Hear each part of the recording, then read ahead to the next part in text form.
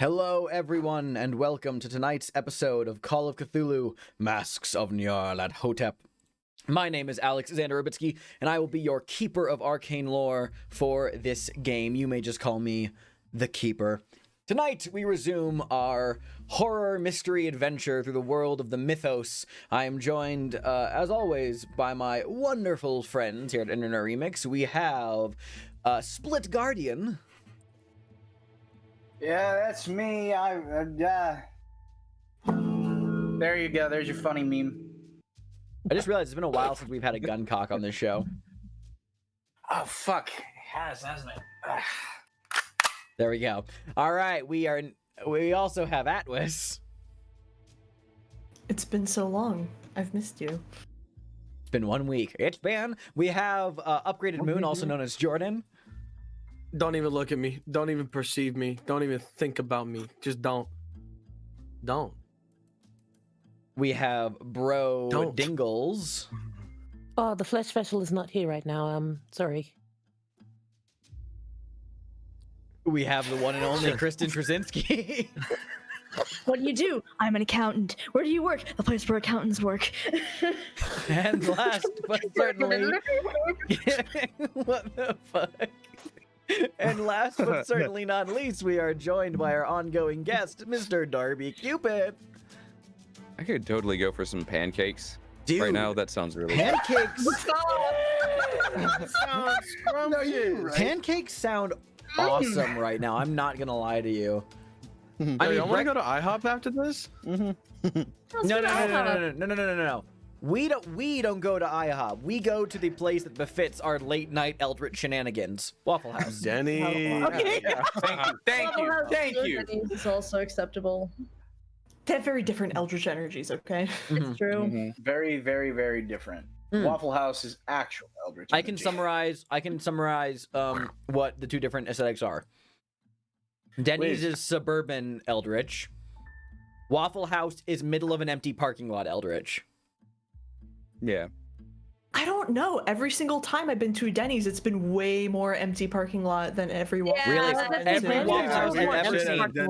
Every Waffle House I've ever seen or been to sits in the middle of a vast ocean of pavement that is completely uninhabited by all life. Mm-hmm. Actually, you're missing one. Similar... Sorry. You're missing one very important. Like there are different kinds of Waffle House like denizen. It's true. It's true. Agreed. The one that I live nearby is surrounded on all sides by different going like highways. Mm-hmm. It's like, yes.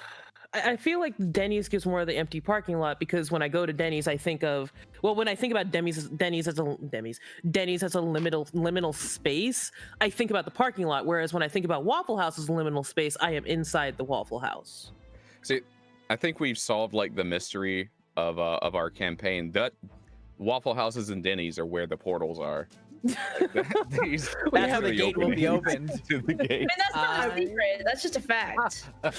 I have one immutable fact that I must say before we move on, and that is Waffle House is a PvP zone.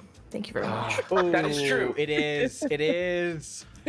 That is I've true. seen a drug deal in front of a Denny's. I've will seen a drug. say- Well, no. Waffle House. A guy doing drugs the for an hour Denny's inside itself- a Denny's. The Denny's itself is the safe house. The parking lot is the PvP zone for Denny's.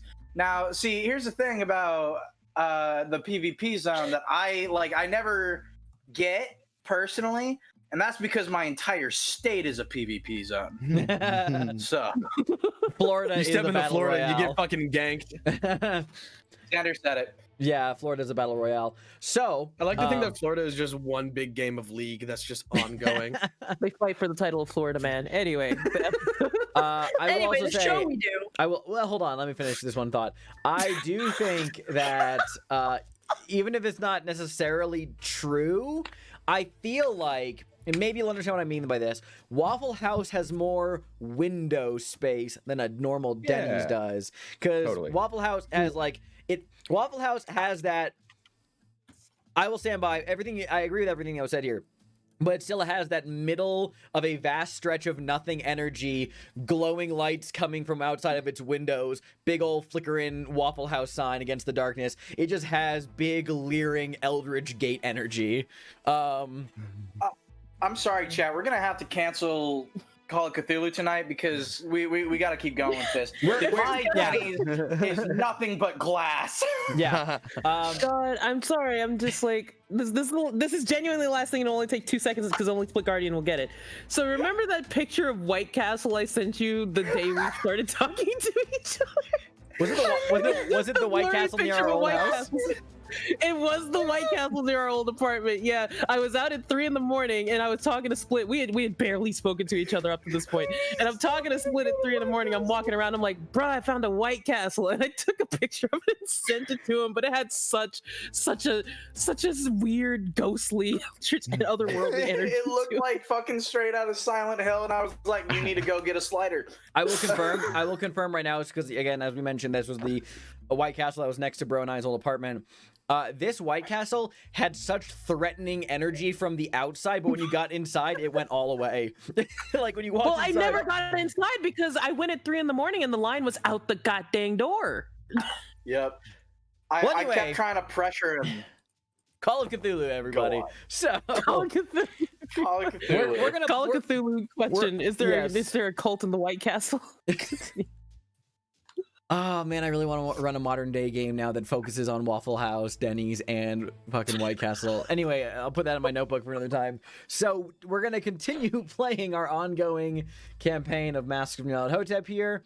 As a bit of a recap Oh, is that for what we're doing? yeah, surprisingly, I guess I know on the docket we scheduled like 3 hours of home buffet breakfast food chain discussion, but like I wanted to surprise y'all with a little tabletop gaming tonight. Here's where the episode starts. No, this is all. We're keeping all of this in. We're keeping all of this in. No, we're keeping it in. I'm talking about putting a timestamp in the comments. Please. This is where the episode starts. Please, 10 minutes later, skip to 10 minutes in the video for the actual game. Anyway, so It's too late. it's too late. This is So- the 10 minutes. Yes, it is. So when we last left the 1920s disaster gang, as they are canonically called, much to my chagrin, they had a couple of things going on. First of all, when immediately following the event that transpired at the fortune-telling parlor of Miss Jasmine Pink, Kit, Sunil, Tarrant, and Mason walked back to their hotel to find all of their rooms had been ransacked, all of their mythos tomes and artifacts as taken as well. And at the club, the Blue Pyramid Club over in Soho, Sybil and James socialized, talked with Zara Shafiq in a very flirtatious and sexually tense scene. and then left the club around midnight, where they met one of the club's dancers in the darkened streets nearby. A young woman by the name of Yalisha Assam, whose boyfriend Badru was actually murdered by cultists belonging to the Brotherhood of the Black Pharaoh. She didn't know much, but she wanted revenge, but she was aware that they had several eyes everywhere. She informed you that once a month, coinciding with the dark of the moon, trucks would come to the Blue Pyramid Club, and several of the Brotherhood members would get in and presumably leave London somewhere. She also warned you to stay out of the way of one Zara Shafiq, saying that she was a very, very dangerous woman.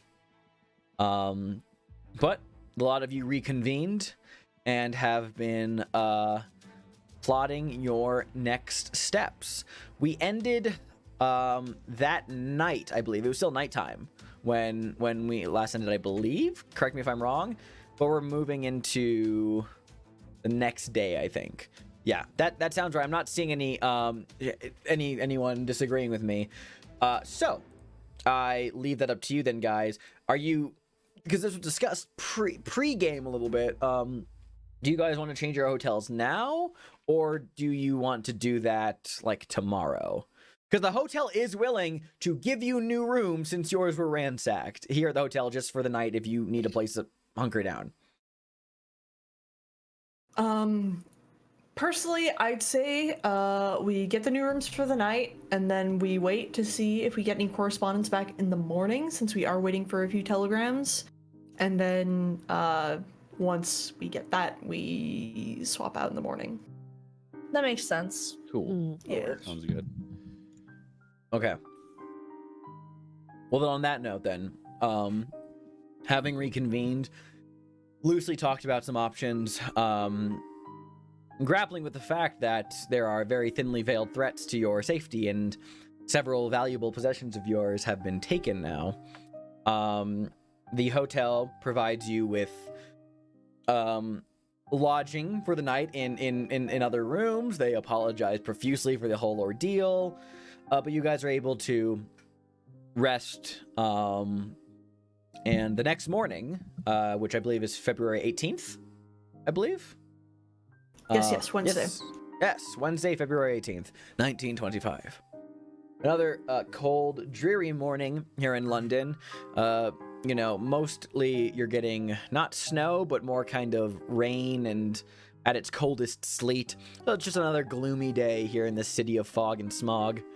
But yeah, what do you guys want to do?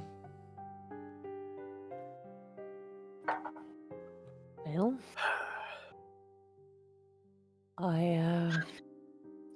we're basically just gonna be verbalizing what we talked about before, yeah. Totally, just to go over it again, yeah. So, from my understanding, Tarrant and Mason are going to be going back to the PenQ Foundation. Everything's normal, except it's not. That's right. Get some access into some books, gauge some reactions, etc., etc.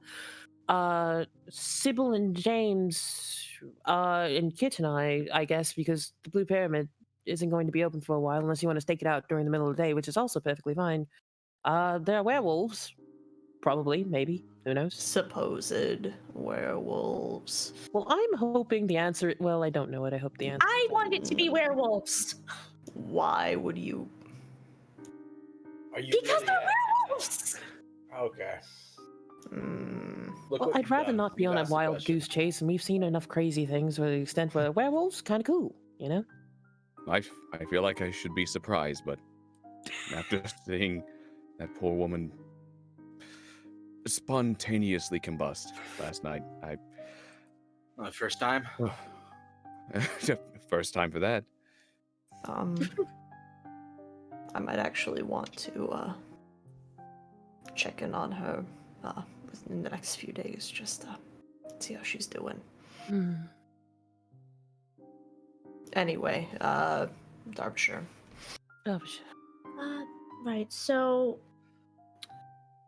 I suppose the question is, we should keep an eye on the Blue Pyramid, but also we wanted to check out werewolves, so think the question is more how to go about it, because Taryn and Mason have their assignment. Well, if I were to hazard a guess about how long it would take to get to Derbyshire, as though it is directly in my brain, and there's a man with a flannel shirt who could just tell me. Hi, chat. I'm wearing a flannel shirt, Isn't it just a so you few know. hours? Yeah, no. Isn't it a few hours if I recall correctly? Derbyshire is. Give me one moment. I have this in my book. Derbyshire is So, the newspaper article that you guys found at the Scoop regarding the maybe werewolves shrug, is the village of Lesser Edale, which is in Derbyshire. Lesser Edale is like around 170 miles north of London. If you wanted to look into what possible travel arrangements you can make for getting there in a timely fashion, that's something you can check easily. I mean, London is a center of transport, so it's not hard to find out how to get to Lesser Edale efficiently.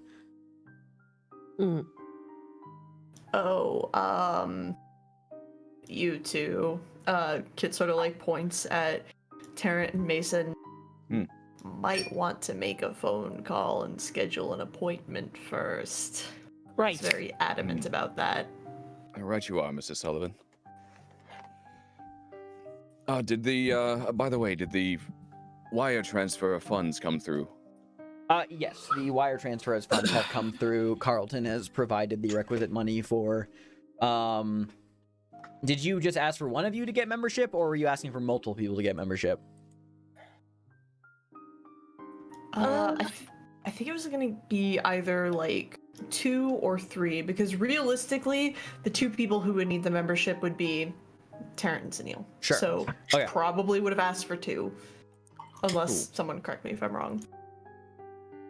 No, easy. Okay, cool. Then yeah, he did wire over the equivalent of 100 American dollars, Excellent. which is 20 British pounds transferred. Woo! Good exchange rate. Quite so. Great. So that will be your outing today, Mason and Tarrant, going back to the Penhue Foundation. Perfect. Yeah. Great. Everybody else figuring out for sure, definitively. I need my gun. We can. Right, we talked about this before you We did talk about this. Yeah. Customs will let you know when your application has gone through. It's customs. Bureaucracy. I Mhm. despise them. I Yes. despise them. Yes. Yeah. Yeah, no, it's unfortunate that you really don't know the timeline on this. They're actually, any inquiries you make is like dodgy. They'll just let you know when it's in. They'll tell you, like when it's approved, that you will be made aware. You do have Bosco's gun in the meantime, which I guess we should be calling Sunil's gun at this point. Well, It's been long enough. He gave Bosco's gun to Tarrant. He does still have his shotgun that's though. right. Yeah, so Neil does You have. have a shotgun. Yeah, Oh my god. James, you still have Legally. a gun, right? So yeah, no. Yeah, no. We're all strapped. That's what I'm saying. Mhm. James literally just wasted a shell by cocking the. I mean, he just put it back in. Yeah, I I mean, know. Just like catches it on his way out.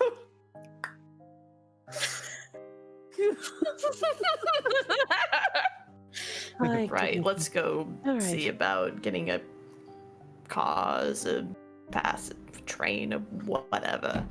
Mhm.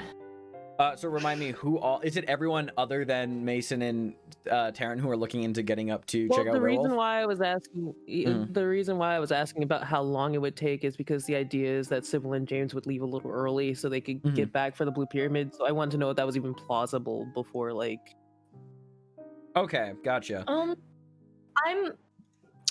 I'm wondering if it would be a good idea to start like just staking out the Blue Pyramid Club like throughout the day and just like just so because probably stuff probably happens there outside of just when it's running if they're Well, of course, but at the same time, every single one of those people in there recognized both Sybil and James. They were constantly looking at them. True. Yes, I was. Sorry, just a thought that occurred to me, but you could stake it out from a distance, just to get an idea of, general traffic and, entrances and exits. You could try and, see if you can get access to public records, maybe more information about the building itself, if that's a thing that is available for people to look into out here across the pond. Then it might be a good idea to, look into the actual architecture of the place. And by see the if way, for there's maybe the specifics on travel, by the way, just because I was looking that up while you were talking just now, it would take a very little over 3 hours by train to get to. Actually, hold on. Let me double check my math very quickly on that, because I was just factoring that. I'll just summarize and say that looking into getting to the village of Lesser Edale, it's a little bit complicated, but it's not a huge ordeal necessarily. There are no trains that go to Lesser Edale. It's a small country village, in the middle of the English countryside. You would have to take a train to the town of Derby, and then change to the Hope Valley line that goes to the town of Edale, and then you'll probably have to walk or hitch a ride to the village of Lesser Edale. Factoring all that in, I'd say it would probably take around, we'll just say 3 hours around the, all together, travel involved. What if we do we have to take train, or can we try to rent car and map our way directly there? Let me double check the speed of moving by car. Typically moving by train is the faster option, because England does not have, even for the US at this time period, there are no consolidated highways, byways, freeways, all those things. You'd be traveling a lot of roads. So I'm going to just say off the top of my head, it's probably going to take double that time to drive, just because you're driving on a lot of roads, not actual speedways for the sake of fast travel. So trains are usually your quicker bet. Okay. Yeah. Train fare is cheap though. It's something to do any bookkeeping over. Yeah. But yeah, it might be worth looking into, any sort of civic records. Maybe you got a good idea of the inner layout. Maybe, finding if there are any back rooms that you didn't have access to, or, if the place is much smaller on the inside than it would seem to be in record, if that is a thing people would have public access to, which probably Cineal would know, since he, is from here. Is from here and all that. God. Well, that's information. Hey, Flannel Man. Mm-hmm. Mr. Excuse me. Then. Man in the sky. Not Alex Hirsch, whoever that is.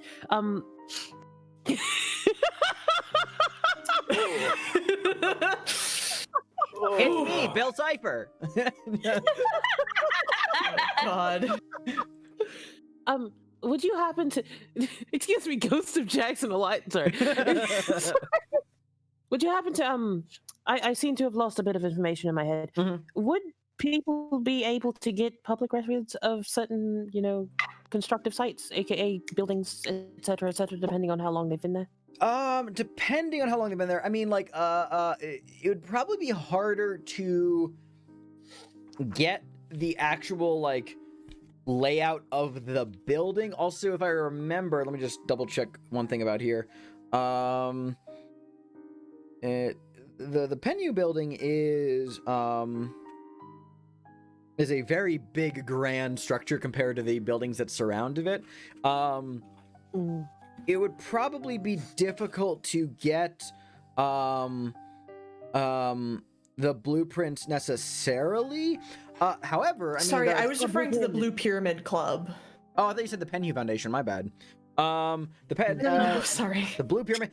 Given that it is a shop in the middle of a bustling area, there's probably not much that's well documented on it in like the public record. You know, it's like it's one thing to. It's not like it's easily accessible at any archive.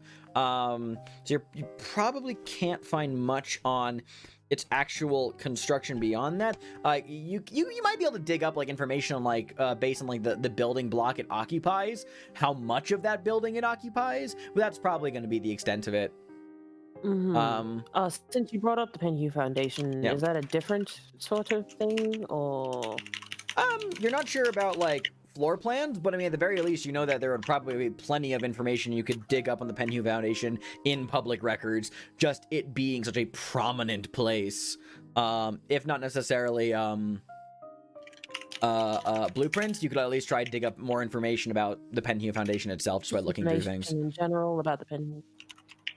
Right, because you think about it, we actually don't know a lot about this place, aside from the fact that that Sir Aubrey Penhew was involved, I believe, in previous endeavors.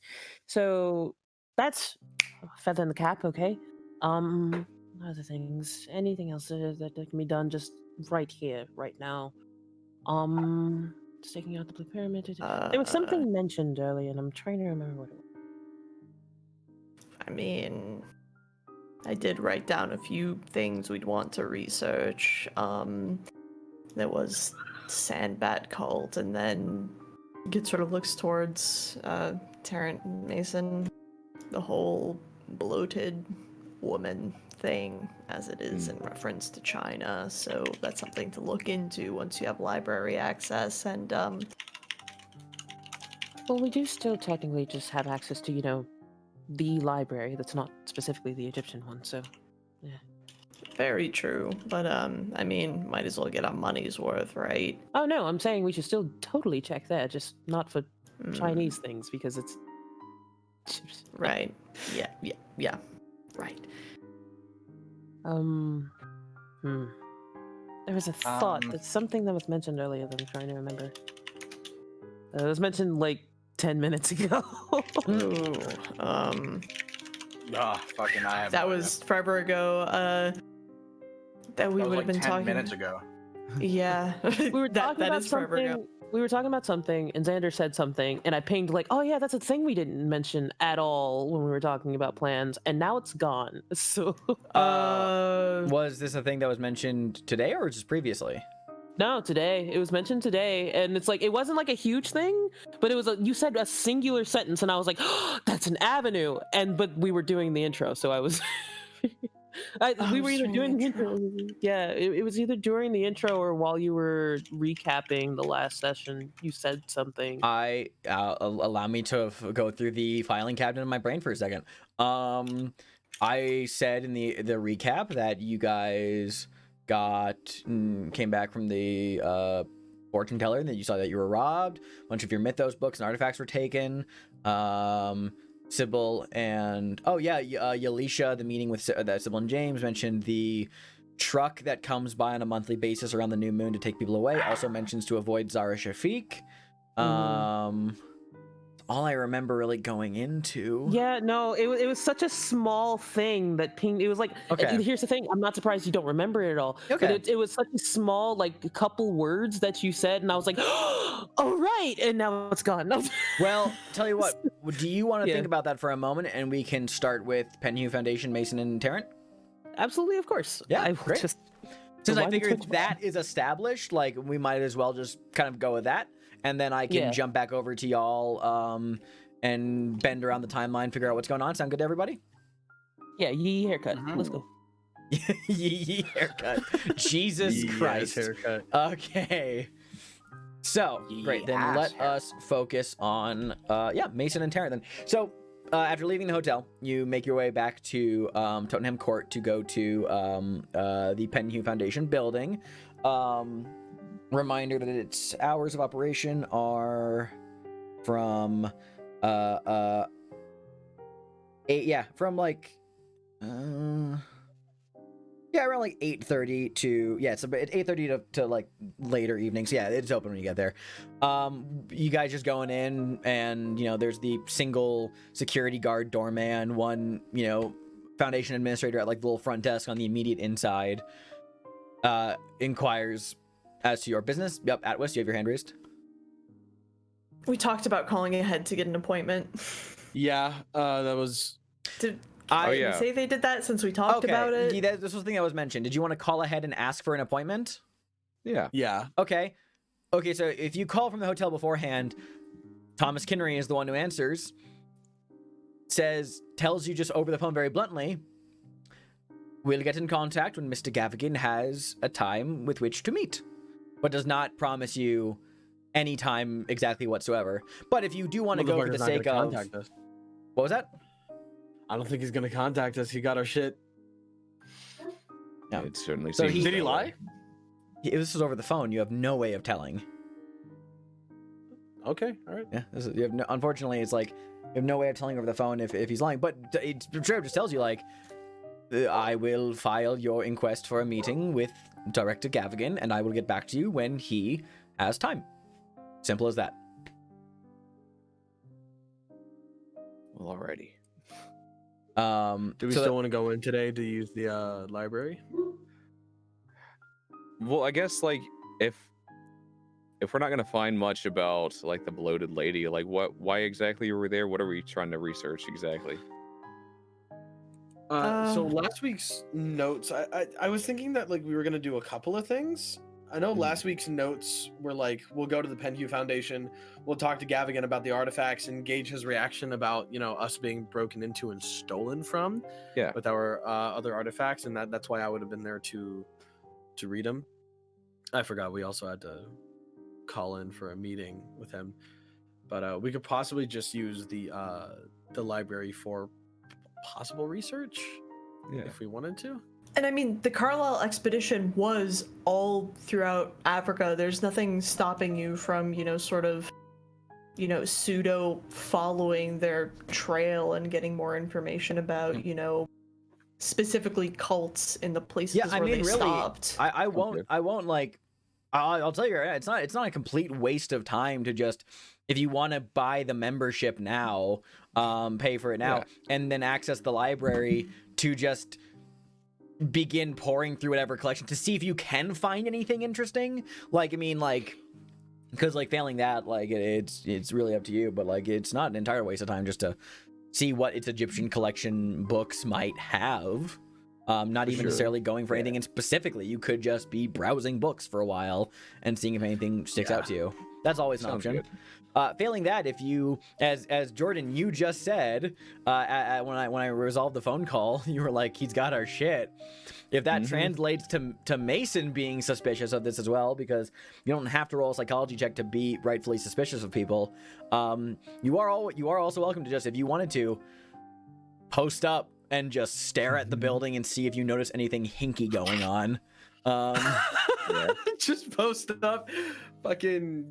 You just see this little blonde boy just standing across the street, just staring. Hey kid, what are you doing? Nothing. Waiting for something to happen. Yeah, that's right. Yeah. This one random Londoner is like, yeah, me too. Yeah. So that, I mean, like, really, you have. Cool.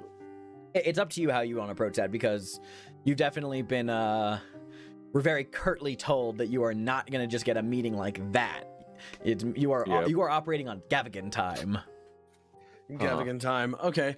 In that case, maybe I'll watch like the back doors of the place.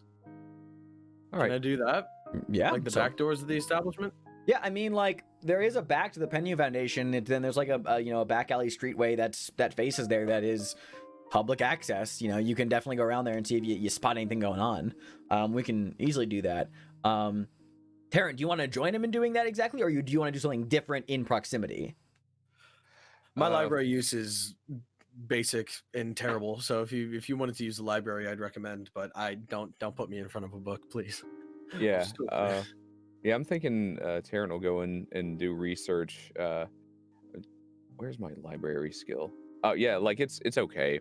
Like What's your skill? 55. Oh, it's Not great. It's an even shot. Not bad. Yeah, it's an even shot. And hey, I mean, like, it's what you and Sunil who are planning to drop money on the membership thing. Yeah. So I mean, you could always go in now, Yeah. and then Sunil comes back in a few days if you got nothing out of it to see if he can get something out of it, because you know it's a possible avenue of exploration. Great. Then let's talk about that going on right now.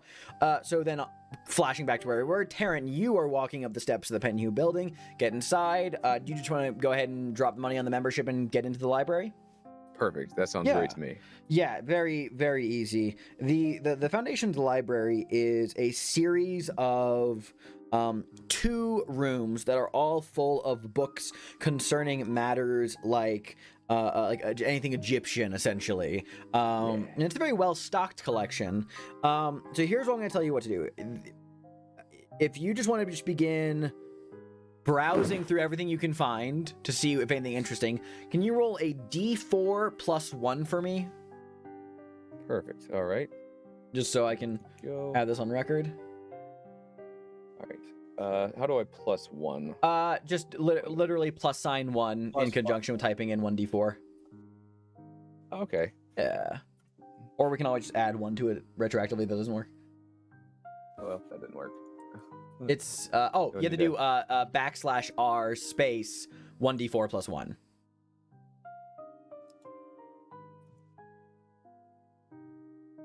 All right. Ah, nice. Hey, okay, well, so I have bad news for you, sir, because you rolled very high. Oh. So without a I don't wanna successful, die. so hold on, without a successful library use check. So I'll just let you know the stakes of this now. If you don't make a successful library use roll, it will take you 5 days of being at the library to find something interesting. But if you make a successful library use roll, you'll find it in like 2 days by just coming back to the Alright. Foundation the next 2 days, just looking through things. Well, let's see what we Um, got. So if you want to take the chance. Oh shit! Okay. Okay. Yeah. So if you want to baby. spend, because you rolled an extreme success, will be kind, and I'll shorten it down from 2.5 days to just 2 days. If you spend today and tomorrow coming to the Foundation to go through the books, I'll give you something interesting that you just find Cool. browsing around the area. Does that work for you? That sounds awesome. Hell yeah, sir. All right, then addressing what's going on at the back of the establishment. Let me change the music so we can get like fucking super spy Mason Allen over here.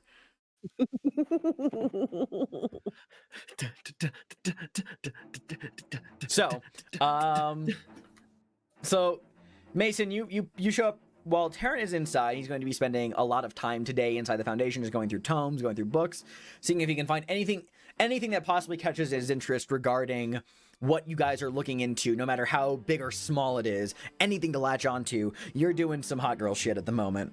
What is the vibe of this question? God, you're so right though. Fuck. God damn it. So, let's see. Let me just double check my notes here for a second. So the back of the Penhue building is 1 second. So there's a high iron fence surrounds the entire Foundation building, at the front and the rear. Now there is a delivery entrance at the back on this, like, the little back street you kind of like find access to. That there is a double gate that is wide enough to let like vehicles through into like a yard that is out the back of the Foundation building, large enough to like let vehicles like in and out. You can see that the gate itself is padlocked with 2 stout iron chains across it. Okay. And the yard behind the rear yard of the building is currently like empty. There's like there's a couple like doors. Like one looks like to be there's like the exterior doors of some like a service elevator. And there's also like the door, like the back door of the Foundation itself. But largely the actual yard is empty. So that is what you see just at a glance. Do you want to keep eyes on the back of this place?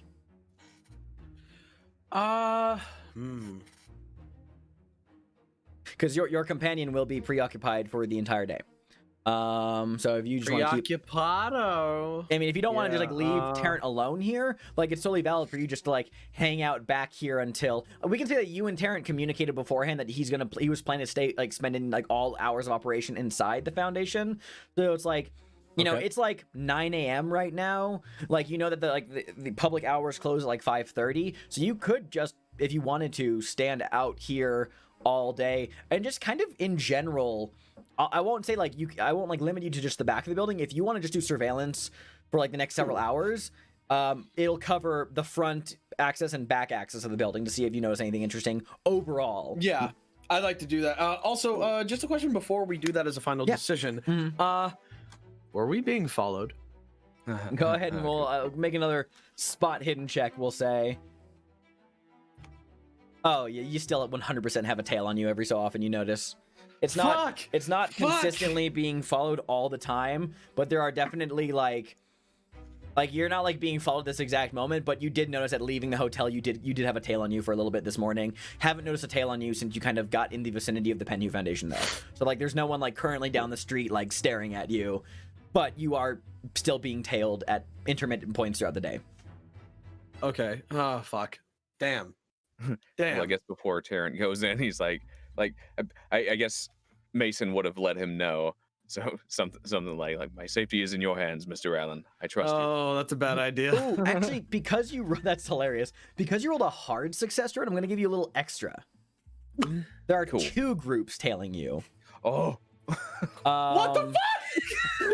There are 2 groups tailing you that, by your approximation, don't seem to recognize that they are both tailing you. It's like 2 independent groups are tailing you at this moment. Oh, I can't believe we're being followed by both the Penhew Foundation and the Blue Pyramid Club. Oh, it's the that's fucking Penhews and the hilarious. Blues. dang it! What if we get all our tailing people into a gang war? It's like Exactly. That's what I'm thinking. Whoever wins the fight gets to kill us. It's like Take us to prom. it's like Mason leaves the hotel, sees like a group of like street toughs, like, you know, gentlemen in like big coats, like little flat caps, kind of keeping eyes on him, being kind of like a light tail. And Mason's like, fuck that, turns around immediately on the other side of the street, sees like a group of like women following him as well. So shit. so you notice that you have 2 tails on you. But yeah, no one's currently staring at you.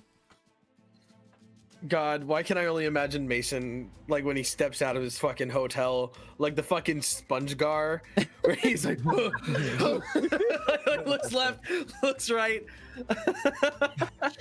Bar like, congrats, you have a 2-star wanted level. It's just Like getting chased down by the Penhews and the Blues. Oh, I can't do this. Yeah, I'll do. Hues and blues. It's the Hues and Blues. God.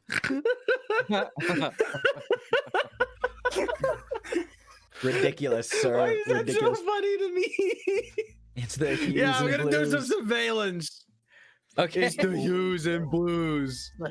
and the Blues. Is that what we're Hues and officially Blues. calling them? The Hues and the Blues? Like, The Hues and Blues. The Hues wait, does and that mean Blues. that I'm about to make a terrible pun and you're gonna hate me for it. Does that mean if Mickey Mahoney starts following you too, then you're being followed by Huey Bluis in the news? Oh my god.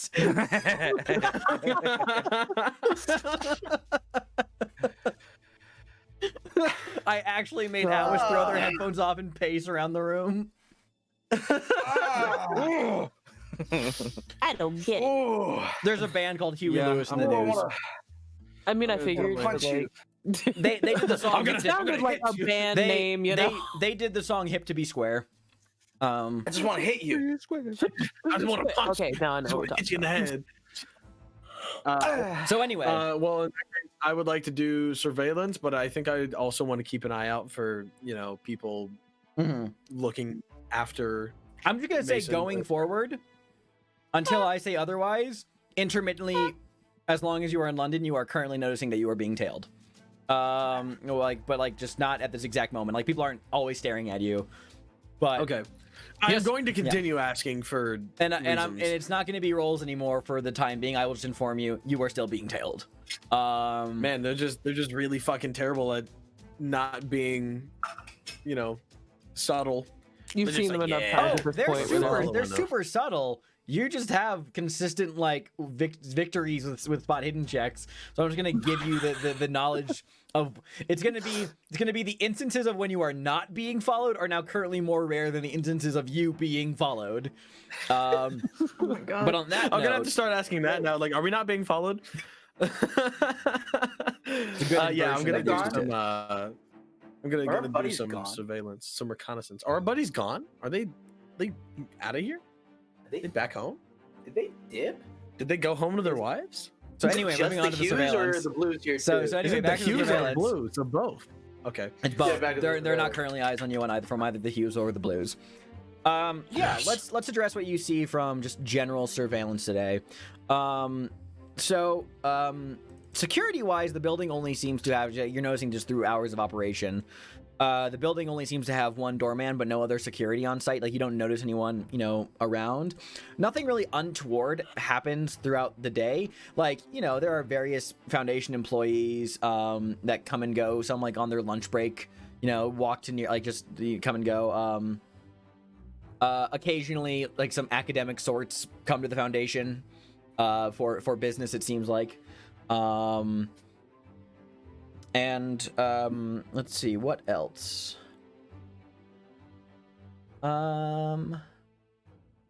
Ooh, rubs hands together. Yeah, why not? I'll give this to you. So during the hours of operation, like around like late afternoon, it's getting like close to the point where like, there's only a couple more hours before actual hours of operation are over with. You're keeping eyes on just kind of the premises, and there is a truck that is actually pulling up to the back of the Penhue Foundation. It is a dark blue truck full of very suspicious looking men that arrive at the rear of the property. It is a dark blue truck, and it has the words Ferris and Sons painted on its side. Like, the men who hop out of the truck are like, a mix of like white Europeans, Indians, people of Arabic descent. Kind of just like they unlock the door, they go into they pull the truck into the rear yard, leaving the gates open, and start to kind of like loiter in the backyard, while two men just kind of like stand by the gate having a smoke. And they seem to be waiting around for something. They make contact with the Foundation employee, but then, beyond that, they're loitering and waiting. Then I will continue to wait as well. Great. Then you notice that after a while of waiting around, a large and heavy crate is brought to the rear door. The men haul it into the back of the truck and then drive off. Was there anything on the crate, like any words or anything? Like Nothing that anything you big? saw. If there were any like stamps or any markings on it, it was, from your vantage point, it would be too small for it to be legible. So you didn't notice anything like Okay. super visible on that was being hauled in there. A heavy crate. I can only assume that it was our stuff. Now, Mason, I'll give you one more thing just because, like, sorry, Split has his hand raised for a second. What's up, buddy? I was going to try to approach the podium Yes, approach. as a member of the council. Approach, council member Brady Mason. O'Connell. Huh? Mason, Uh-huh. did you get their plates? Did I get their plates? No, but you got the giant name of a company on the side of the truck. No, but I got a giant name of the company on the side of the truck. Plus, tracking plates really enough. isn't that good of a thing in this time period, just so you guys know. Yeah, I was gonna, because I also thought about tracking plates, and I realized, oh yeah, it's the 1920s. Like, Okay, here's the question. Did I catch their tire tracks? Did I catch if there were any nicks or anything on the sides of the trucks? How specific can I get? Were one of the Mason headlights Allen, ace busted? detective. Mason Allen, ace detective. What did the Was guy there a look like fucking hook on driving the it? car door? so Did anyway, he have a little hula hoop dancer in the fucking window? this is ridiculous. I hate this. So anyway, fucking, we have to decompress from last you know what? session. You're Okay. totally valid. Fucking Encyclopedia Thank you. Brown over here, like, is just having the ace detective lifestyle right now. No, actually, I will say though, since you are kind of like, you did ask like, did I notice anything about like the crate? Here, that you didn't notice anything about the crate, but after like the yard is like locked again and the truck drives away, you kind of like peek around the backyard, see if you like, do I see any tire tracks? You're like, be it like ace detective, still like looking around, seeing, do I notice anything that was like what kind of cigarettes do they smoke? What kind of buds are on the ground? Like looking around. Your choice. You can either make me an operate heavy machinery, mechanical repair, or a hard spot hidden roll to notice something. I'm sorry, just an operate heavy machinery or mechanical roll. Where even is my operate heavy machinery? Oh, look at that. It's a 1. I'm not gonna be able to do that shit. It's a fucking spot hidden check. That's the only thing that I can do. Mechanical repair's a 10. Yeah, you're aiming for a hard success on this. A hard success. So. And if I were to use luck points to make it a hard success, like would that still be a thing? Like would I be able to do that? Yeah. That's still valid. Yeah. Let's just see. Okay. I don't need it. I don't fucking need it. So looking at like, you're so like caught up in like the most minute microscopic detail you can see, and you're utterly disappointed by the lack of any evidence left laying about, that when you like look up like through the bars of the gate and like look up at the building, you catch something that is just so obvious to like compared to just how hardcore you were studying the ground just now, that when you look up you notice there's like a pipe that catches your eye. Now Mason, you grew up in a big city. You know what an air intake I know pipes. You know what an air intake pipe is. You've lived in large cities. What's interesting about this, though, is that there is an air intake pipe on the back of the building, but it doesn't make sense for there to be one where it currently is. The fact that there's an air intake pipe that seems like run from outside somewhere that you can't see to the building suggests that there is a chamber inside the Penhew Foundation that has no other access to airflow running through it. And they got a dungeon. This building has a lot of rooms. This building has a lot of rooms. They got a fucking dungeon in there, don't they? Yeah, they do. Got a little fucking Penhew dungeon, huh? Huh, you little Huey Dewey boys? You little fucking Penhew. They prefer to call it Fungeon, okay? Penhew fun dungeon.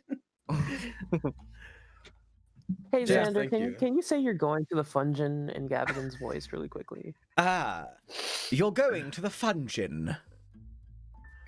No! Please, I've been a good boy! Don't take me to the Fungeon! So anyway, yeah, Mason, you actually do have your little big brain sleuth moment as you realize there must be a secret chamber in the Penhew Foundation.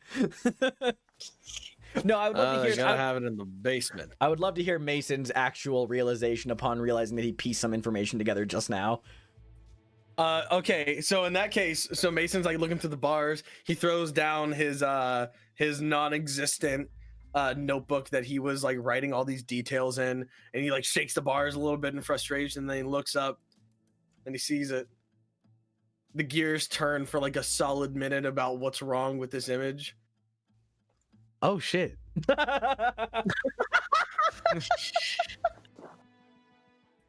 That's cool. And then he leaves. He goes back across the street to continue surveillance for anything that might come later. Yeah. Around 5:30, obviously the building's closing down, so Tarrant, you are informed to politely leave the building as it is now closing hours. Like, piss off, mate. Yeah, oh, fuck off. Yeah, so upon leaving, you can rejoin up with Mason. And then Mason, do you want to keep eyes on the place for a little bit after closing time? Yeah, I think I might keep eyes on the place. How long do you think you want to just kind of like stay posted here? Let's do it for an hour and a half. Sure. Yeah, absolutely. Once the foundation is closed to the public, enough for them to get confident and then do Yeah. shit after hours. A couple of employees, like mostly everybody, like disperses, steadily over time. You spot Edward Gavigan leaving the building. Let's rob him. No, I'm kidding. Let's see. I'm just double checking something really quickly. Yeah. No, it's like you see that Gavigan leaves as well. Who's walking down the block. A group of employees kind of like leave as a unit together and head in a direction as well. Okay. And you also notice that it seems like the only person who's still in the building here, like past closing, starting at like around, let's say, sorry, 1 second. Yeah, like the only other security that you can make out is a single watchman in the building. The building is everyone else leaves, but there's just a single security guard who's stationed up inside the building doing patrols. So that's all you notice from surveillance. Okay, so questions about the air intake pipe. Yeah. Because I myself do not know much about air intake pipes. It is essentially just a pipe for the sake of getting fresh airflow into rooms that might not have good fresh airflow. And all of you've seen of the Penhew Foundation building, Atlas looks like they have a thought. Hold on. Is there a thought? No, sorry. The thought was that, wow, I think my alignment might be neutral evil. Anyway. Thank you, Brain Council. Yeah, it is mostly just the fact that there is an air intake pipe suggests to you that since the Penhew Foundation is a grand high Victorian style building, it's got a fuck ton of windows. Like if there is a air intake pipe, it suggests that there is a room that is so far removed from a general airflow that it requires having one of those built into the building. Okay. So it basically here's suggests that there another is a very like sealed off chamber. Yeah, what's the other question? Okay. How big is it? It's not. You can't climb down it. I know exactly where you're going with this. It is like it's like no, a thin... I was gonna ask if I could like go in, Yeah, no. and then just like worm my way in. Yeah, no, it's like a yeah. pipe the size of like your forearm, essentially. Okay. Size Yeah. of my forearm, and you said that it was higher up. You just noticed it on the building. I did not specify that there was like a place on it, but let's see if there is a place listed.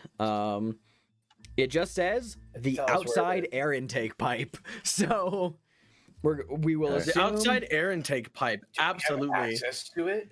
So, bro said something that was really fucking great, and I didn't Oh, think about God, this. what is it?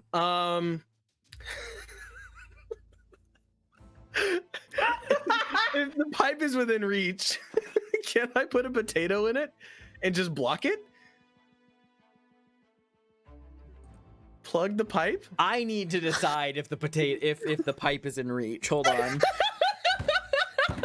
You just have some I guess we all might be neutral evil on this blessed day. Stick a spot in there, baby! Yeah! They took our shit. Fuck They them. took our shit, we take their Plug with the spud. Hey, plug with a spud. Plug. I mean, okay, here's the thing. Listen, this isn't a room that I assumed people was in. I just assumed they were keeping things that they. So I just assumed, oh, it's too muggy in here. Why is it so muggy? Eventually, like they're gonna have to do something about it. So like, No, I'm out for blood. it's better than doing books. nothing about it. Like we have the information, we might as well mess with them. What if it's like a prisoner room? I guess. I just imagine him Shit. thinking of bad guys in the foundation. It's just like, oh no. Better yet, Someone has put a potato in. I found it in the book. You could tell that the air intake Please. pipe was on the roof. Fuck. I guess trying to Mason get has on a the word. Spider-Man on the roof. You need to understand that me, the GM, who never wants to shut down ideas immediately, I'm like, I'm gonna check to see if there is a canonical placement of it. Because if there's not, I will allow the plug with a spud plan. I can't speak. Plug with a spud. But it does Plug say with a here, spud. yeah, there is an air intake pipe on the roof. So Is there a? there is not a ladder. there a ladder? Not that you saw from the outside yard. is there a way Okay. to climb without being seen? Oh fuck! Hold on. It's a dangerous game. Look, it's just a dangerous game. Asking little old me to climb with my 20 climb. Me Google's high See, Victorian Atlas- architecture. See, Atlas, this is the difference between you and I. You're neutral evil. I'm chaotic evil. I'm thinking about fucking strapping a bunch of like kerosene jugs to my back and climbing this building. Listen, I had the thought, and then I was like, I would never, and then I was like, Kit would never. But now I'm out here, and Kit is having the niggling feeling, like he's got that prickling on the back of his neck, like some shit's gonna go down. And I'm really worried that someone's gonna hurt themselves really badly, and I won't be there. We have two options here. You either put a potato in it, or you do put kerosene and a match in it. So... Or Mason tries to climb the edifice and fucking falls and breaks his back, and I'm not there to. Not there to attach my shit. I wasn't thinking I'll have two boys. Listen, I was Okay. talking about Chair. specifically for the hole. I'm just saying. Also, it'd be weird if they didn't have a fire escape if there is access to the roof. So There is not a fire Good escape on point. this building. Looking at the map, Listen, there's not a fire Against escape. health codes. Ancient architecture. Again, Built different, as they call Yes. it. Built different, baby. to answer the actual question, They're a so fire. You go fuck yourself. yeah, so there is Sorry. no visible there's no visible like ladder on the outside, no way to access the roof from the outside. This is a high Victorian architecture building, which looks like a pretty big nightmare to climb considering how much busyness there is going on the exterior side. There is an immediate problem though, is despite the various ledges of the windows on like the first floor, the second floor is actually, it looks like the windows have are all like, because anyone who was up in the like Mason and Terrence, since you were up there, up in the exhibit hall, all those windows are like high up, like slit windows, like to like not let in a lot of light because it's a archaeological collection. That makes it immediately much harder to scale the exterior of the building. So I would say that I would give it a hard climb check to scale the outside of the Penhew Foundation to get to the roof. Oh man. good. Oh god, I'm so tempted, but also if I get a really bad failure, like we're fucked. Like if I get a really bad failure, we're fucked. Taryn can call 999 or whatever it is. Yeah. I have a question, Xander. If you get a fumble and you just spend one luck point to make it not a fumble, God. That actually is for later, not for the that's particular good- thing that good- I it's good to know, yeah. question.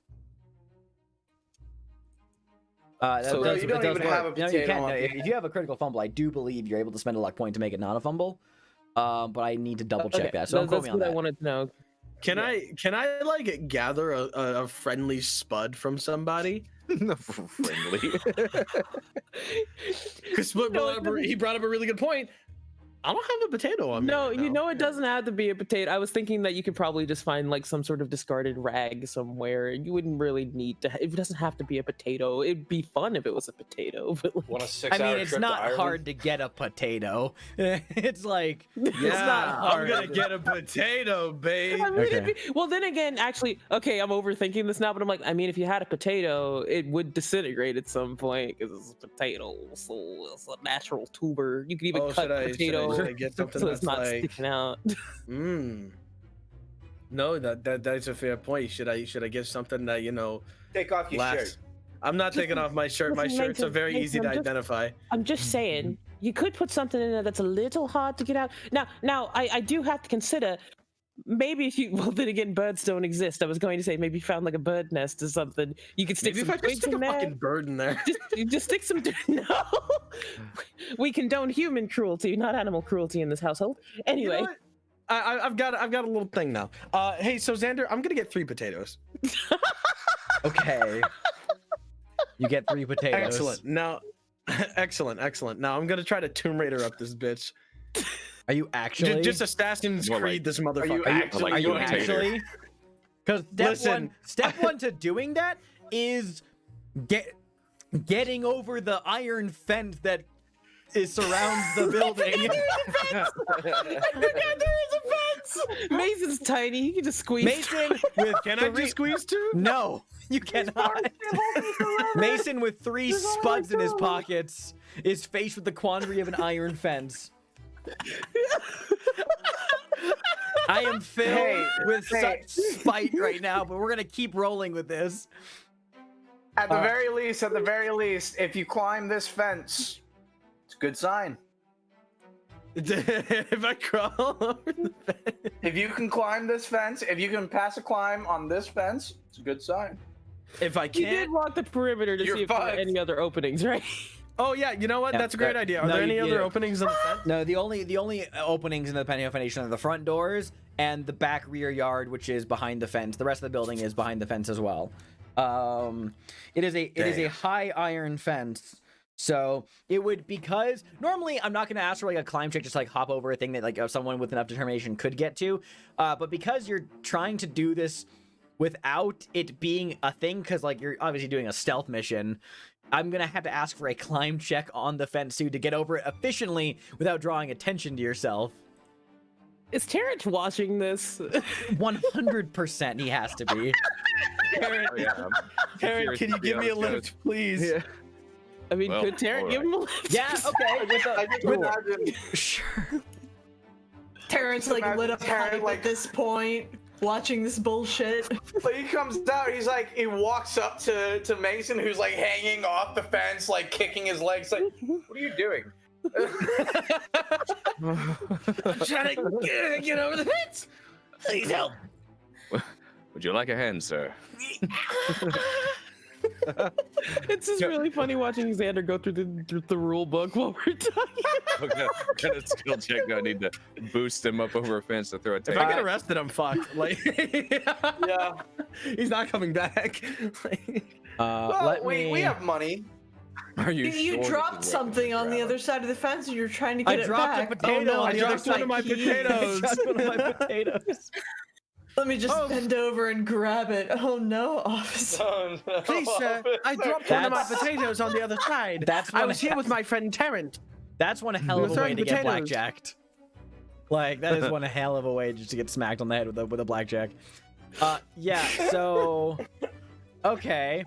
Let me double check something really quickly. Really just quickly. I need to open my big Call of Cthulhu rulebook. Just so I can clarify something. It's gonna take a minute here.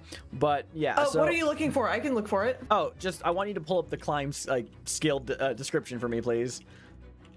You've got it, team. Give me a moment Aye, to aye. open that shit up. Alternatively, I mean, like that's assuming you want that you want to climb over it. If you wanted to like break through the fucking like Is there a lock? padlock, I mean, yeah, the back gate is padlocked with double chains. How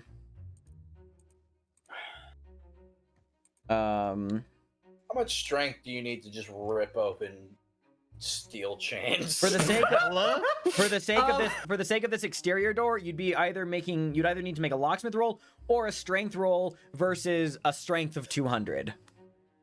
Oh, So I got 45 strength.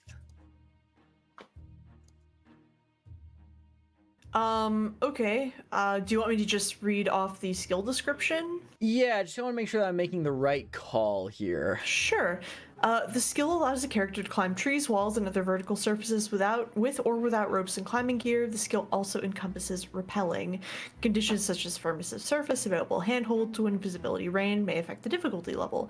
Failing the skill in the first roll indicates that the climb is perhaps beyond the investigator's capability.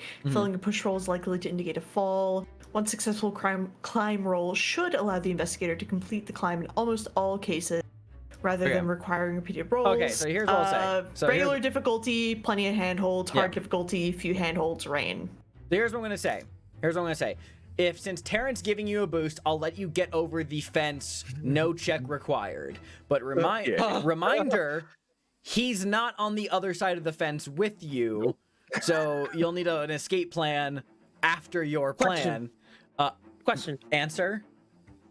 Tell me. What you think If they're right outside of a thing, and this is where the truck pulled up earlier, right? Yes. So would there be any, because it seems to be like a loading dock of some sort, would there be boxes or any other thing that would be The like rear yard is currently empty. Okay. Yeah. Mason, do you want to be stuck on the other side of the fence? Listen, if he Oh, has man. enough time to like work at it, he could get up over it. It's more like you have to roll well if you're trying to be like sneaky or if you're trying to do it fast, you know? If Yeah. you're like taking your time, then I guess Shrug. secondary question is there is one security guard that we know about. Mm-hmm. he's on the inside though, right? He is. He's on the inside. And actually, real quick, can you also look up the stealth skill for a second? Just because I know that Sure, Mason give me a does have moment. points Also, in stealth. Oh, man. Split has his hand up. Yeah, Split, what's up, bud? So, Jordan, I just had a realization. Mm-hmm. So let's say, bafflingly, Mason is somehow able to scale this building. Yes? Yeah. How the fuck is he getting down? What is he gonna do with the car once he catches it? Xander, does he have to make a separate check to get back down? I will. Okay. He does. In the interest of transparency, this was not something I prepped. So I need to think about this for a moment. So I say that while I'm thinking about this, before we go to break, let's jump to the other group for a moment. Because I have the stealth stuff pulled up. I if actually you want just me to got read it that too, so real you're quick. good. But thank you for pulling it up. So I'm good. Okay. Yep. So other group time. God, why do I have the feeling that your son is doing something stupid? So, you guys have plenty of time to think. For the rest of the group, so what is your strat here for the day?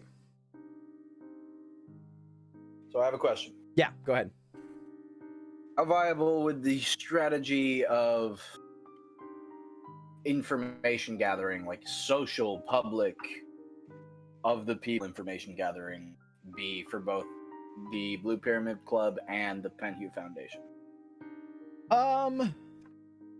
Give me 1 second. That's an excellent question, Split. You know, going from bar to bar, kind of preying on people who are a little less in their own head, you know? Yeah, I'd say that you said both the Penny Foundation and the Blue Pyramid Club. Yeah. It's a viable strategy. Yeah, I mean, like, I if you wanted to go around, any social any skill, extra information. any successful Yeah. social skill roll will give you some stuff. Regarding the Blue Good. Pyramid Club, 1 second. I mean, yeah, I'll rope it all together. Like, if you one successful social skill roll of your choice, can gather a bunch of word of mouth information regarding the Penny Foundation, Blue Pyramid Club, that kind of stuff. Mm-hmm. So basically, the idea is that James would go from, province to province, bar to bar to bar, just kind of doing a hop, barely even drinking, preying on people who are in the sauce and all that kind of shit. See what information he can gather about the Penhew Foundation, if they're crooked, anything like that. Anybody who particularly doesn't like the Penhew Foundation, anybody who knows anything about cult activity around town or gang activity I get what you're going around for. town. I get what you're going for. So that'd be any social skill roll of your choice. This is probably going to take the better part of the day to do.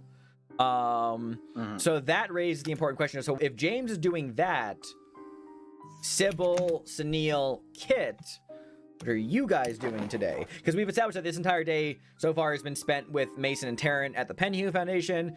James just gave the idea of getting that information. What are you three doing today? Werewolves. Going up to Derbyshire? Derbyshire. Okay. Then, because Derbyshire is going to take is gonna be pretty in depth, we'll do Derbyshire after the break if that's cool with you guys, and we'll start with we'll resolve James while your wife and two friends are up in the countryside investigating werewolves. You spend the day in London looking for information. So yeah, go ahead and give me any social skill roll of your choice. Bada bingus. Let's see. Boop. Oh, That sucks. gnarly. I'm sorry. Let's You see, can push that. Could You push want to it. push it? How about we say this? How about we say this? If you don't mind me throwing the suggestion your way, because Yeah. I've noticed that sometimes we struggle with coming up with push ideas. Still, so I'm happy to throw out suggestions. We could literally say that, but one way to push this is by putting yourself in danger by being in seedier parts of London with more rough and tumble types. Like you're in more. Yeah, probably. So if you okay, cool. Does that work for you? That works for me. Yeah, bro. I was gonna raise a hand and just say, well, we're confirmed to have to be here another day anyway. So it's because Terrence has to go back. So you could just, not push a roll and luck that and just do it tomorrow.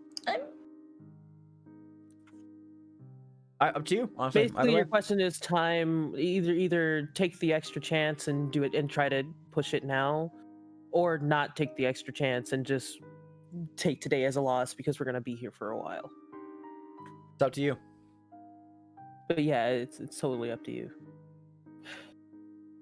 Yeah, like what do you want to do?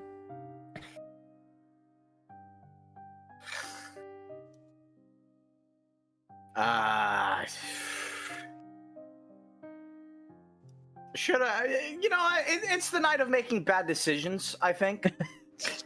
Let's go, baby! Spud Club. Spud Club. So Spud every Club. night. Okay. If it's not, then you will push it. You will push it by being in the seedy- Besides, it's kind of in James's character to. Yeah. Yeah. Sure. Yeah. Okay. I'm with it. Then roll your fast talk again, and understand that there are consequences to failing again. Roll it again. Yep. Can use luck points on it if I fail again. Can Yes. you use luck on a pushed roll? I'm trying to remember I that. believe so. Let me double check. Also, it's not coming through on the chat for me. I did not see. What I did haven't you? rolled it yet. Oh, okay. Gotcha. I thought you reacted saying that you failed again. Yeah, double check that out, Wis. No. I was asking. Yeah. Yeah, so let's make sure of that really quickly. I believe you can, and it's that you can't push combat rolls, but you can still use luck for normal push rolls. I don't remember that coming luck up. points may not be spent on luck rolls, damage rolls, sanity rolls, or the amount of sanity points you lose. Great. Then we can use push rolls. It sounds like criticals, fumbles, and firearm malfunctions always apply. okay. So you can never luck your way out of a critical or a fumble or okay. Gotcha. Correct. Gotcha. Good to know. That answered Bro's question. Unless from you earlier. want to home roll it otherwise. No, which I is like shrug. sticking with it. It's bad. Yeah. This is a game of bad things. All right, so then go ahead and roll a check again. Split. Split Guardian. My tummy's getting tight. Oh my god. Okay. Oh my god. All right. So going from places in more seedy areas of London to bring your inquiries, just kind of like ask word of mouth what people know, kind of putting yourselves in areas where there are more unsavory and rougher types. I'm gonna change the music really quickly. It's my kind of people. So let's see about the Penhew Foundation. Is asking by word of mouth. Obviously people that you socialize with, they know where it is. The basic deals about that. It's been around since like 1890. That Sir Aubrey Penhew, a renowned Egyptologist, founded it. What you already know a few things already that you hear is like he oversaw a number of expeditions in Egypt. Sir Aubrey was a leading figure in the 1919 Carlisle expedition, and among those murdered in Kenya. The director is currently Edward Gavigan. The whole foundation deals in like granting, issuing grants to scholars undertaking the study of Egyptian history and antiquities. Mostly it, negotiates permits with the Egyptian authorities, assists with, expedition planning, travel itineraries, hiring of local labor. The building itself houses Egyptian artifacts recovered from the sands of time, as well as acting as a repository of information concerning Egyptian history and the numerous expeditions undertaken in northeastern Africa. Roughly, this is a niche of the archaeological interests in the East End side of London, I suppose. Roughly 20 digs in Egypt have been supported by the Foundation, with 10 of these happening since Sir Aubrey's untimely death. Unfortunately, many of the sponsored digs have been overshadowed by tragedy while in Egypt. A number of people, 20 in all, have died. A few were suicides, but the rest appear to have been murdered by locals. Excuse me. Currently, thank you. Currently, the Foundation has one dig underway near Cairo, led by one Dr. Henry Clive, which was excavating on the Giza Plateau. And also, people who are close to society columns mention that, there's very little of like Edward Gavigan out there in the know. But he is a wealthy, learned scholar of ancient Egypt and formerly the right-hand man of Sir Aubrey Penhew, now the sole director. Regarding the Blue Pyramid Club, you actually don't learn much more than you already know, which it being a popular club in the neighborhood for bohemian types, as a mix of white European, Egyptian clientele. It's got good entertainment. Let's see. Regarding, you also specified regarding cult shit explicitly. Yep. Cult and gangs. Give me 1 second, sir. Are you specifically using the terminology Brotherhood of the Black Pharaoh?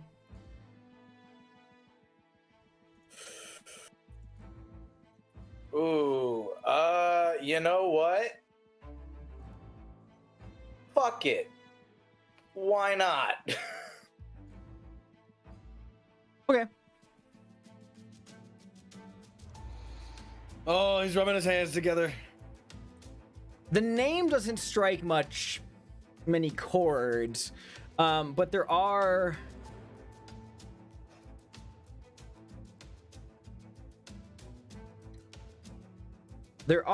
hold on, let me double check something really quickly. Yep.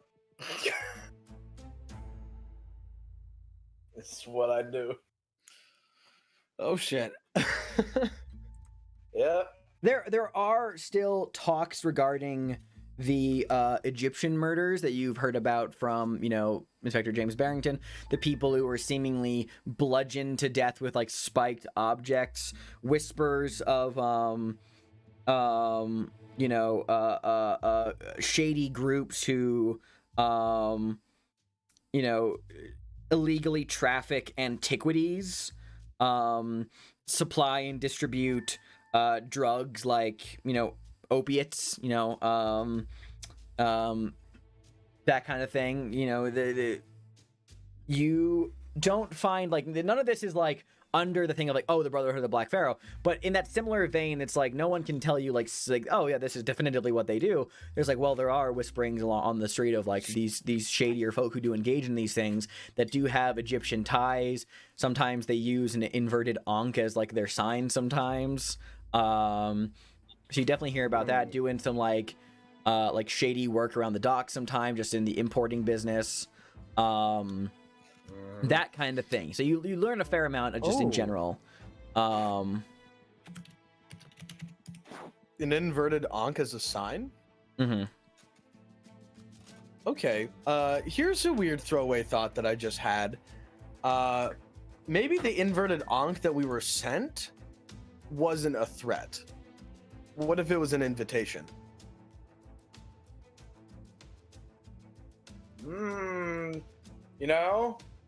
That's a thought to have. Same time, still murderers. They did steal our stuff. They did steal our stuff. Well, here's the thing. We were left the inverted ankh before our stuff got stolen, and we are being followed by two groups, which means that it's not necessarily the same people that cut up our hotel rooms. If it was an invitation, they would have left us a bit more information, since they would actually want us to find them. That is the other thing. My thought. They've also killed for less. Yeah, I mean, like, what's to say that, like, you know, we're just a couple of tourists. Nobody's exactly looking for us besides ones back home. They totally could have killed us. Though if they hear about our exploits from New York, they would definitely not want us around. This is a thought that has been kind of ping-ponging around in my mind for the most part. And I guess it's just a statement. It doesn't actually mean anything. But considering the fact that we are not immediately dead, do you think the reasoning for that is that it would be weird if 5 people just were all murdered in the same hotel one night, or do you think it's for some other reason? Well, Maybe they would have a hard time. Xander, killing here's a all 5 of wild us. thought. yeah. I'm being followed, aren't I? It's funny that you bring this up. So, upon, you know, kind of, we'll say a day spent doing this, James, you know, you're kind of in the shadier parts of London. It's getting darker. You're walking back through the streets, kind of keeping a keen eye around, and see some folks, you know, up ahead who might be, you know, telling you, keeping an eye on you. But stepping out of like a nearby alleyway are two it's like a woman and a man, 2 people like watch, and the man kind of like walks up to you and goes, "James, good to see you." And the woman immediately puts her arm around your waist and says, "How are you doing?" and begins to steer you into the dark alleyway. And the man leans really close and says, "Let's have a little chat." And we're gonna cut to break. Here we go. So we'll be back in a few minutes. Don't go anywhere, and we will resume Masks of Nyarlathotep shortly. Stay tuned.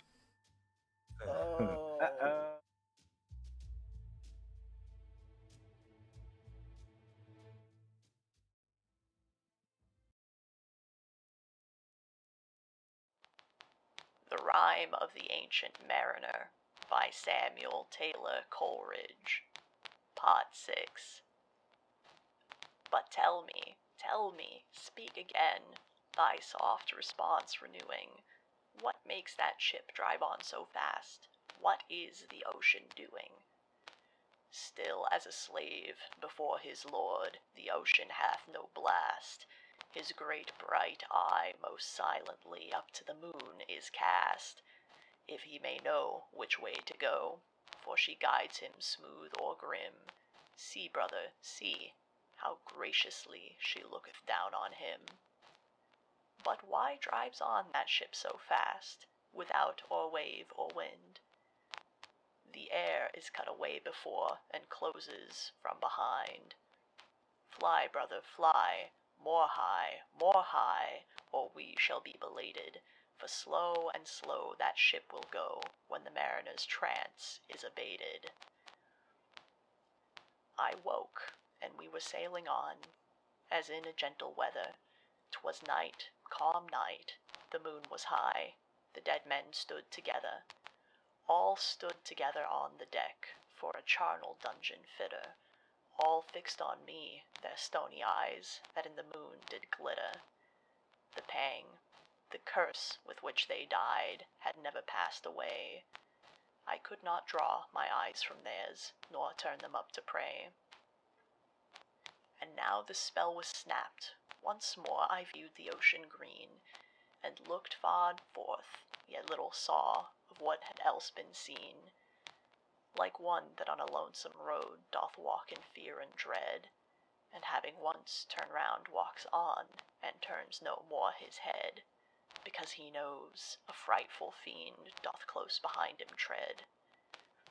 But soon there breathed a wind on me, nor sound nor motion made. Its path was not upon the sea, in ripple or in shade. It raised my hair, it fanned my cheek, like a meadow gale a spring. It mingled strangely with my fears, yet it felt like a welcoming. Swiftly, swiftly flew the ship, yet she sailed softly too. Sweetly, sweetly blew the breeze, on me alone it blew. Oh, dream of joy, is this indeed the lighthouse top I see? Is this the hill? Is this the kirk? Is this mine own country? We drifted o'er the harbour bar, and I with sobs did pray, Oh, let me be awake, my God, or let me sleep alway. The harbour bay was clear as glass, so smoothly was it strewn, and on the bay the moonlight lay, and the shadow of the moon. The rock shone bright, the kirk no less, that stands above the rock, the moonlight steeped in silentness the steady weathercock. And the bay was white with silent light, till rising from the same, full many shapes that shadows were, in crimson colours came. A little distance from the prow, those crimson shadows were. I turned my eyes upon the deck. O Christ, what saw I there? Each corse lay flat, lifeless and flat, and by the holy rood, a man all light, a seraph man, on every corse there stood. This seraph band each waved his hand. It was a heavenly sight. They stood as signals to the land, each one a lovely light. This seraph band each waved his hand, no voice did they impart, no voice, but oh, the silence sank like music on my heart. But soon I heard the dash of oars, I heard the pilot's cheer. My head was turned perforce away, and I saw a boat appear. The pilot and the pilot's boy, I heard them coming fast. Dear Lord in heaven, it was a joy the dead men could not blast. I saw a third, I heard his voice. It is the hermit good. He singeth loud his godly hymns that he makes in the wood. He'll shrieve my soul, he'll wash away the albatross's blood.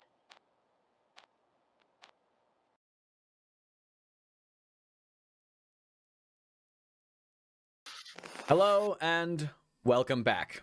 So, we left off on an interesting note, but we're going to get back to that in a little bit. So we're going to just put a pin in that for now. Let's focus on the werewolf gang for a moment. So you guys, so this is Sunil, Kit, and Sybil. The three of you are heading up on train out of London, right? Yep. Yep. Absolutely. Well, you know, you get a train out of St. Pancras Station here in London, making your way north to get to, well, first of all, from London, taking a train to the city of Derby. Not our Derby, but the city of Derby. Hey, Derby, let's make a trip to Derby so we can take a picture of Derby and Derby. God. But from there, you change to the Hope Valley line that runs to the town of Edale on its way to Manchester, and you get off at Edale, and you can actually see that, like, you know, here in the countryside, you know, you pass a lot of you know, like rolling hills, and you're about to go even deeper into the English countryside, and just after getting off at Edale, you're looking around, there's a lot of farmers out here, and you find a signpost, like an actual honest to God wooden signpost with an arrow that has, like, you know, marked words on it that says Lesser Edale, pointing in one, like, down dirt road, and then with little parentheses it says 8 kilometers, which is the equivalent of 5 miles. Well, I guess we're getting some exercise in today. Marching. It's always marching. We have to what? I can't Looks believe over I at have to Sybil. carry Sybil Cordova. I can't believe I'm gonna have to carry Sybil Cordova. I can walk. It's fine. Did Sybil bring sensible shoes?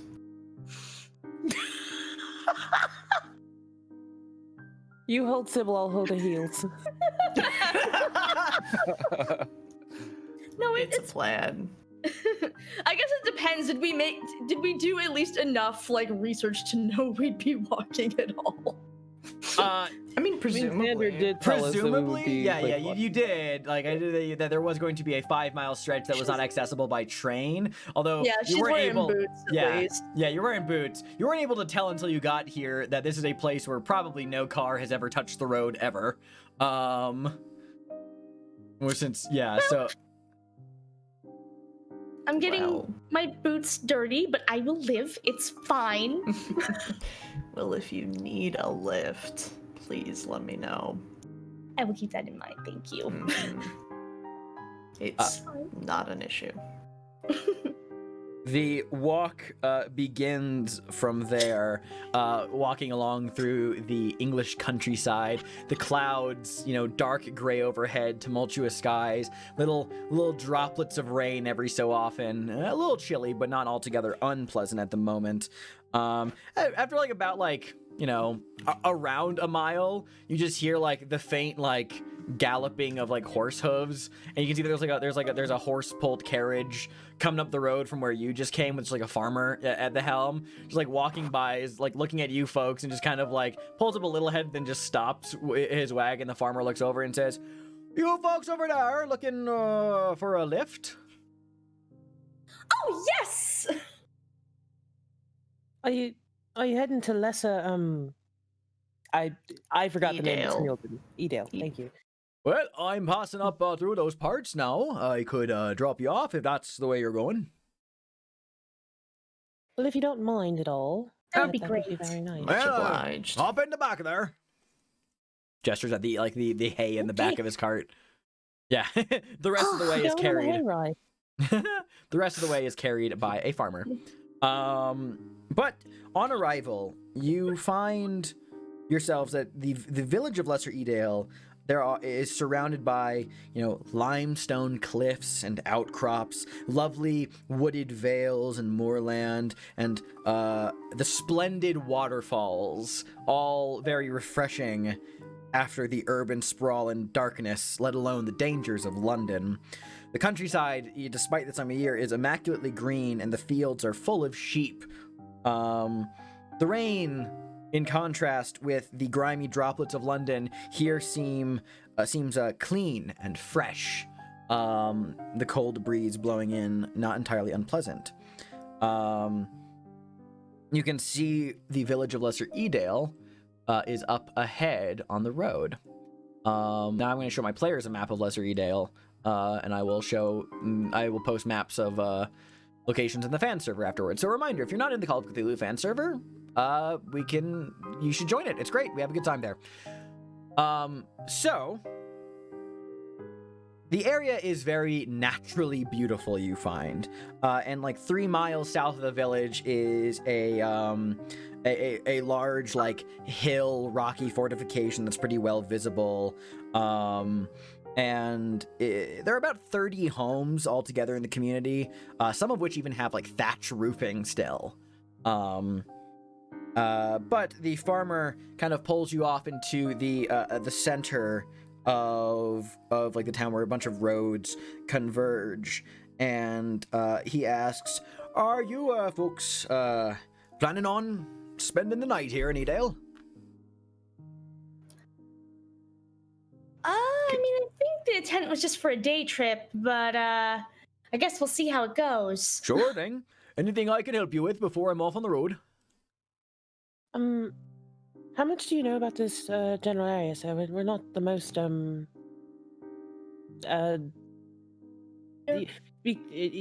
basically, I'm asking, if we did need to spend the night, where would you suggest? Well, about the only place that offers accommodations in the way of traveling folk would be the Laughing Horse Inn, just down the road over there. Right, Points down more a southern road. If you folks are looking for any general supplies, there's a lovely little store here. It's called the Pitchlock. It's gestures also down that southern road as well. It just kind of gives you directions as well. And he just says, most of the folks around here are either farmers like myself, or cotton millers over in Edale. Well, I have to get back on the road, so safe travels to a lot of you. Thank you so much. Thank you very much. Have a good day. Keep dry. continues going down the road. Well, it looks like he's going to be doing it. I accidentally kept grabbing his accent while I was trying to speak, so I figured that Sunil would probably, like, right afterwards have a little bit of trouble. Amazing. God. So it would be semen. I don't mean to do that, You're fine. So, my suggestion while you, Laughing Horse Inn seems like good a place as any to start, yeah.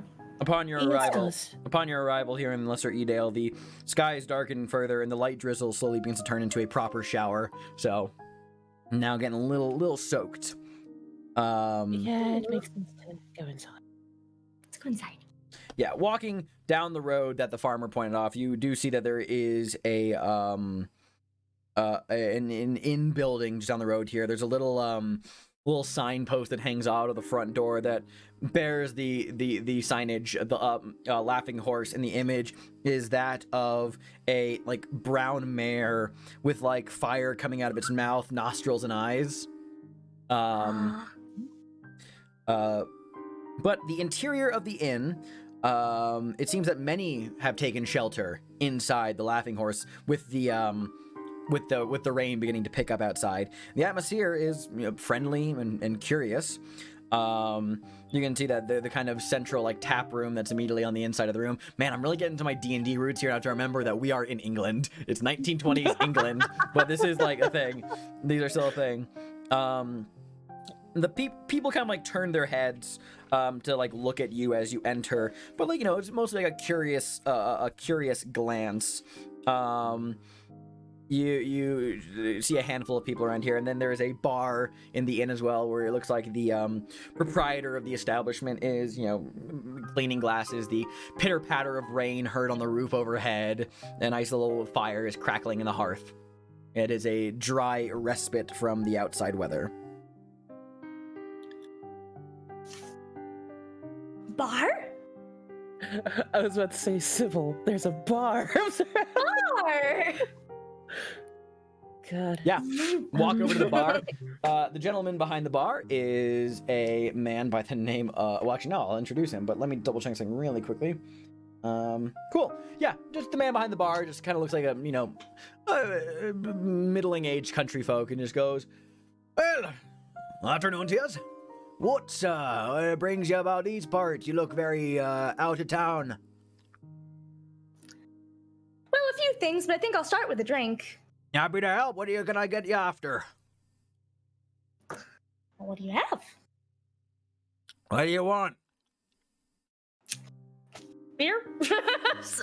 You're asking me. Crime shows get me stares into space. Exactly. And why alcohol. Why? I'll get you a stout. That works. As for the rest of you, Thanks.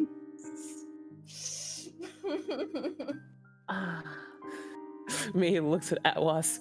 Quick, say a drink. There's something at me. I mean, Kit's not looking to get drunk or anything, so he'll probably just have whatever's on tap, so shrug. Pours out some beers. Yeah. There you are now. Who you folks be? The name's Bill Tatlock. I'm the proprietor of the inn. What brings you to Lesser Edale? Well, I'm Sybil Cordova. These are my friends, Kit Sullivan and Sunil Pandey. And, partially sightseeing, but also we'd read a little story about some sort of strange beast in the area, and I'm a bit of a hunter of the strange and macabre, and I was like, well, strange beast in the area sounds just interesting enough to take the trip. There is an immediate hush that falls over the room upon you saying this, and all eyes in the tap room turn to look at your group. As you mention that, everyone begins looking at you, and everyone's quiet. Some holding their drinks just midair, just staring at you now. You and your whole group. Bill also just kind of pales a little bit, just kind of stands there awkwardly. Oh, scary monster then. Okay, good to know. There's this still palpable silence. Then Bill calls over to the room and just goes, Wall up, give a whistle. And a patron in the back just kind of like puts down his drink and just starts to very, very skillful musical whistling, just to kind of like break the tense silence of the room. And just begins to like just whistle very beautiful tunes, just kind of in the background to let other people get distracted and drift away from this conversation that just silence them. I see. Whistle while you like. Bill does say in response, though, sorry, miss, those affairs are a point of contention around, these parts. I apologize. I didn't realize it was going to throw such a wrench in things. The murders were terrible business. Folk around here still feel the fear from it, if I'm being quite honest with you. Well, it's picking up an awful lot out there. You know, the Laughing Horse is the only place in Edale, Lesser Edale I should say, that offers actual accommodation. If you folks want a dry place to rest your head for the evening, we have about 5 rooms for 2 and 6. I'm sorry, you're very clearly an American. That's 2 shillings and 6 pence per night. All right, well, we'll keep that in mind. Hey. Well, if you folks are looking after the affair of the beast, folk around here will hush up around it, but we're not the kind of folk to ignore questions. Just letting you know. We'll answer to the best of our ability, whatever you have, but just understand it is a dismal affair. Understandable. A thought comes to mind, sir. Was there any family left behind? A few. The murders were about 3 months back. The 2 who got, were a fella by the name of George Osgood and a woman by the name of Lydia Perkins. George, has a widower, Edith. She's a nice lady. She was murdered, in the first batch a while ago. Lydia's father, John, was the second person murdered by the beast. Other than that, they didn't have any family proper. So that was it. But most recently were, George and Lydia. Both were torn to shreds on different nights. Harold Short, he's another local here. He was attacked a day later, but he survived. He survived, yeah? What? He survived, yeah? Yeah, he survived, that's right. Yeah, he got pretty badly cut up, but he's alive.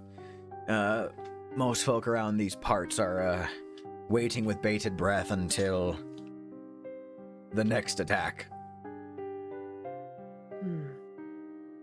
How long ago was this? Last attacks were 3 months ago. Constable Tumwell shot a feral dog. Shortly after those attacks claimed to be the end of it. But, as far as the constable's concerned, that's the end of that. A nearby woman says, he didn't look nearly so sure when those big city detectives came out about the killings, nor when that inquest was held. There's kind of like this murmur of agreement that's held throughout the bar after she kind of perks up with that. Oh, yes. Yeah, thank you, Darby. Thank you, Darby. These city inspectors, would that just be from London in general, or would that be Scotland Yard? I'm not familiar with the particulars. You'd have to ask Constable Tumwell yourself. He's around sometimes in here, but I imagine right now he's on his rounds and getting drenched. Constable Tumwell dealt with them more hands-on when they came up. That's good to know. It must be incredibly stressful to constantly be under the eyes of something happening. I can see why everybody went so hush.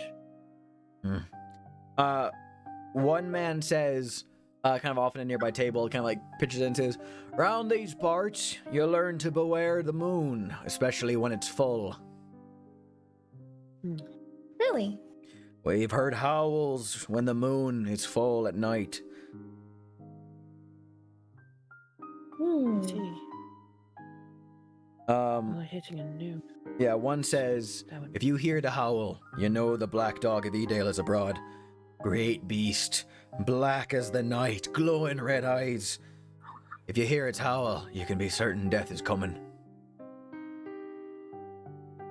Ooh. Have and any of you seen it? I was literally just about to say, one of them chimes in and you say that and says, it goes, one of them says, "Oh, I caught a glimpse of the thing.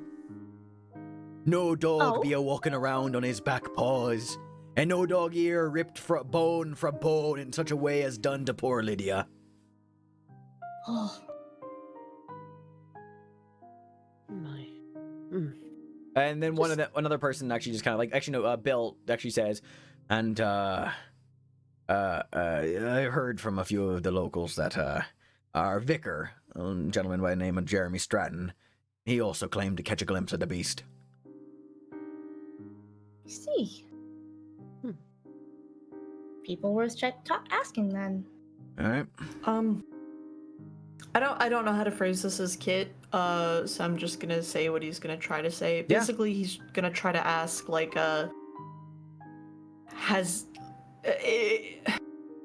word Yeah. hard. No worries, take your time.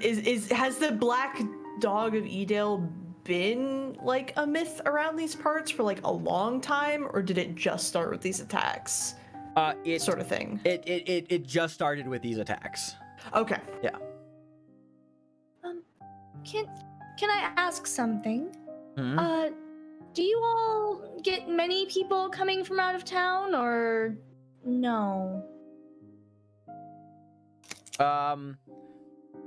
Like, does a truck And actually, come sorry, let through me. here? I'll answer that question. But I need to go back and retcon something. I was looking at the wrong information a few minutes ago. When you asked about the families, I was looking at I was looking at I saw the last name Osgood and Parkins, and I was like, oh, their families were murdered earlier. No. They are the only victims of the murders from 3 months ago. They do still have living family members. So let me. Okay, I was about to say, wait a minute. So specifically, these families have been targeted. No. Okay. The Osgoods in particular. Yeah, Fuck no. 'em. Yeah, no. Okay. I fucked up because I just was going by last name and I was like, oh, they also died. No.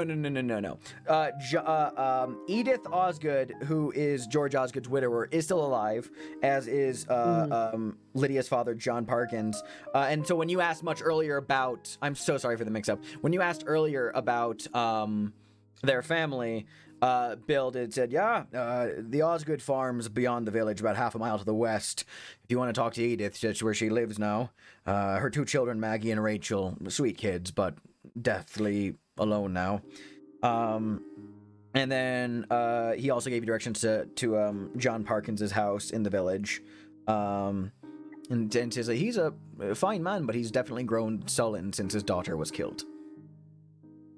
Makes sense. And then to answer your more recent question, could you repeat it again, Kristen? Because I'm sorry, I blanked. Do you get people coming from out of town very often? Oh, Like, say, around the full moon? Oh, I wouldn't say around the full moon, but Lester Edale thrives primarily off of, what farm business it carries out. But for example, the Pitchlock General Store gets most of its business from out-of-towners. In fact, if you talk to the Pitchlocks, they're not very happy about the matter of the murders. They're afraid it's going to scare off business and make them suffer for it. But no, I don't know. We'll be sure to get some business done then. Well, the Pitchlock General Store is finally stocked, and you'll find a number of amenities. But again, if you're looking for a warm place to stay and breakfast in the morning, you're always welcome to stay here. Like I said, we have 5 rooms, 4 doubles, and a single. So, something to consider. I see. So just out of curiosity, there isn't a truck or anything like that that comes by around the full moon or anything like that? This may seem like an odd thing to ask, just out of curiosity. A few people kind of like mull it over. They say, nope, I can't recall seeing a truck passing through these parts. Okay. Well, worth checking out. Anyway, werewolves. Anyway, Let's jump away from this scene for a moment. Because I think it's time to go back to London. Specifically. Oh boy. Sybil, meanwhile, I hope my husband's doing okay. I'm sure he's fine, just bar surfing, just getting information. I'm sure he's perfectly safe, and there is nothing wrong. And I'm having a great time asking about werewolves. Why would anything bad be happening to James O'Connell?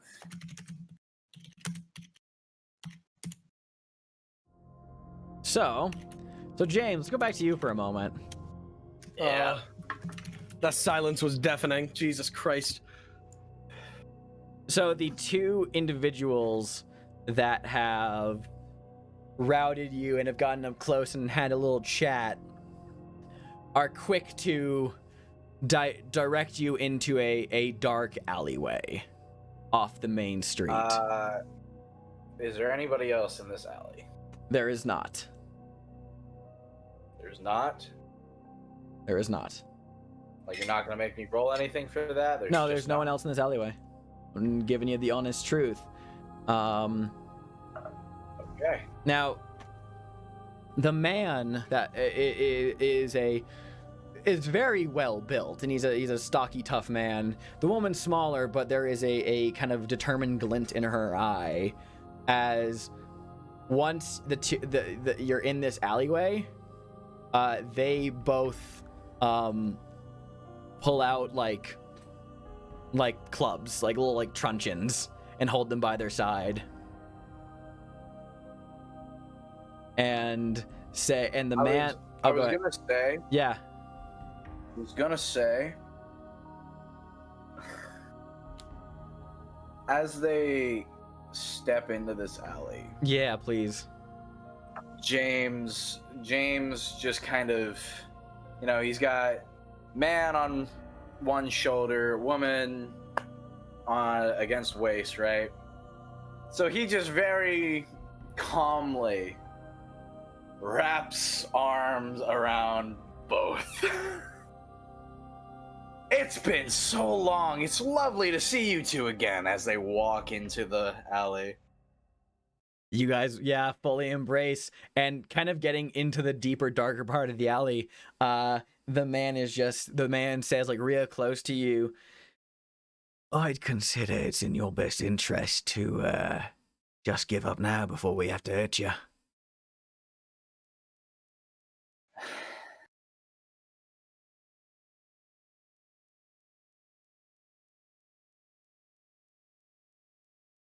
And James gives them both a very tight squeeze and lets them go.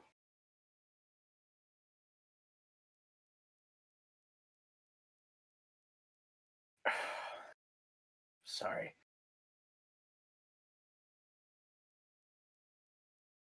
And what happens if I give up?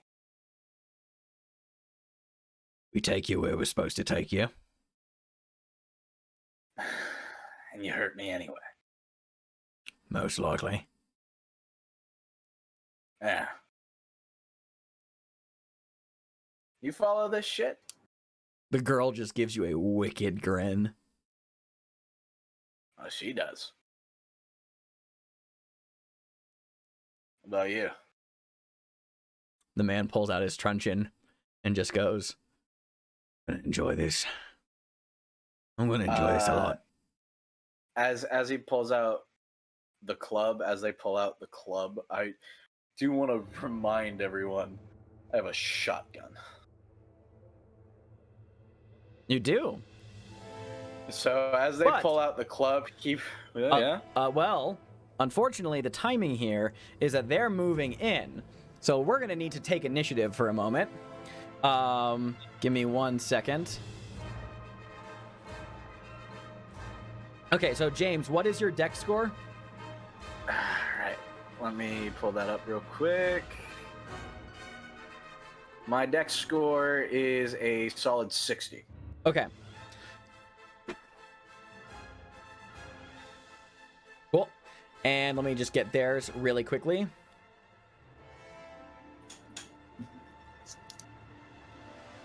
So the way, because you did not have your shotgun drawn and at the ready, you will not get the gun turn added to your initiative until you have drawn that and it is in your hand. So right now, for this first bout, until it gets to you, you're not going to be able to have your gun out and ready. All right, that is, and initiative is, both of these guys get to actually go before you. Great. So 1 second.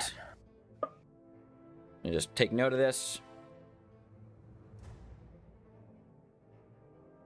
So, as a reminder of how combat works in Call of Cthulhu, and oh, it has been so long since we've had combat in Call of Cthulhu. The way that the order works is we're establishing the order of attack, which is ranked dex order. And the higher your dexterity is, the you go first.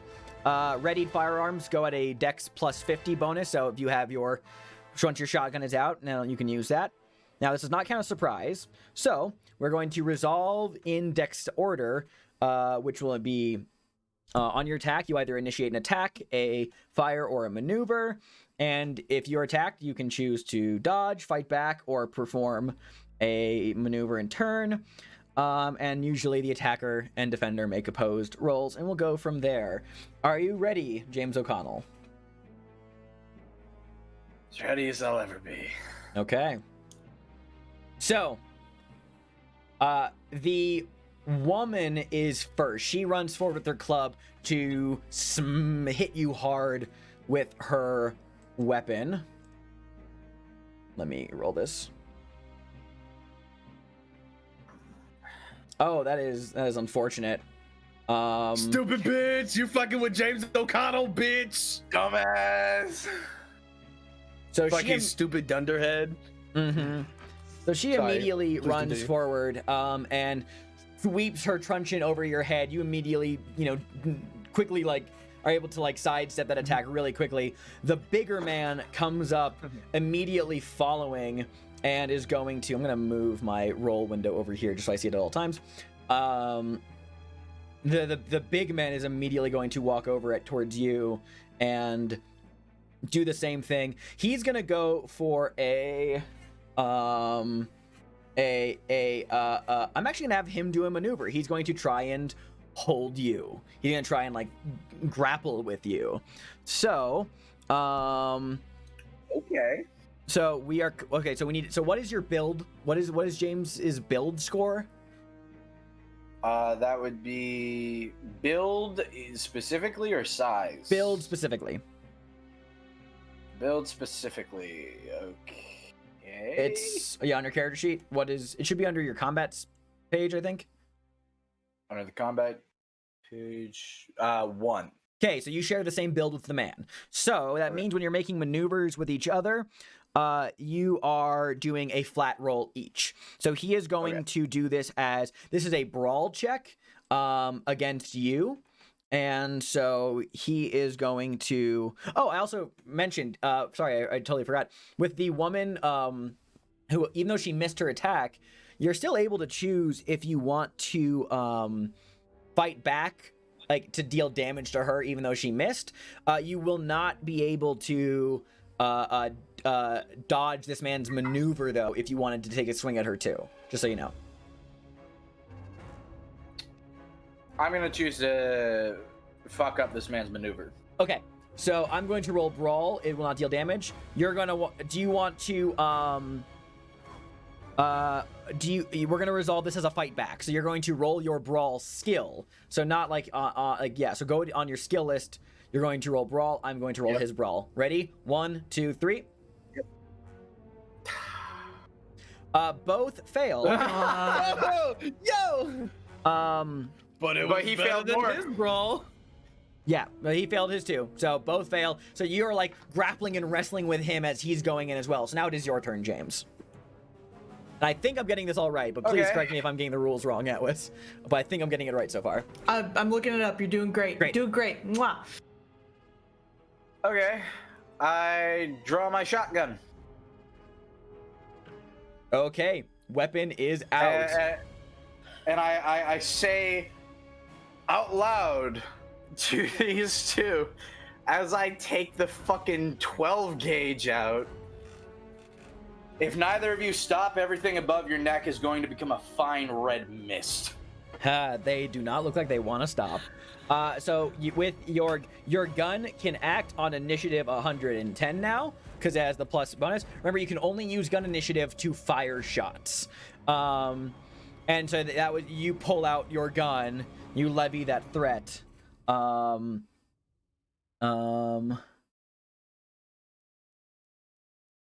Gun initiative being 112, what does that mean? 110. It just means it's now above the other two guys. It is acting as the first in the initiative order right now. It takes less reaction time to pull the trigger than to battle in combat. So immediately following your turn, James, your gun's out. Do you want to have it? You want to fire shots in your gun initiative?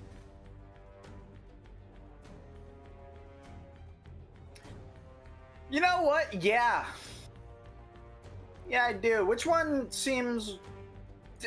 Now, this is going to sound dumb. Which one seems more like a threat? The bigger guy, he definitely seems to be a bit more of a hard hitter.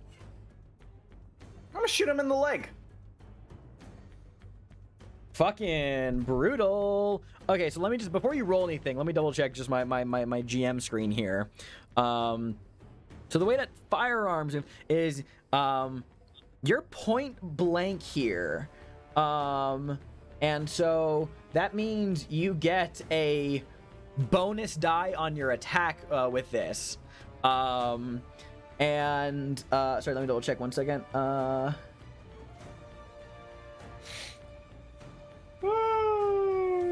I...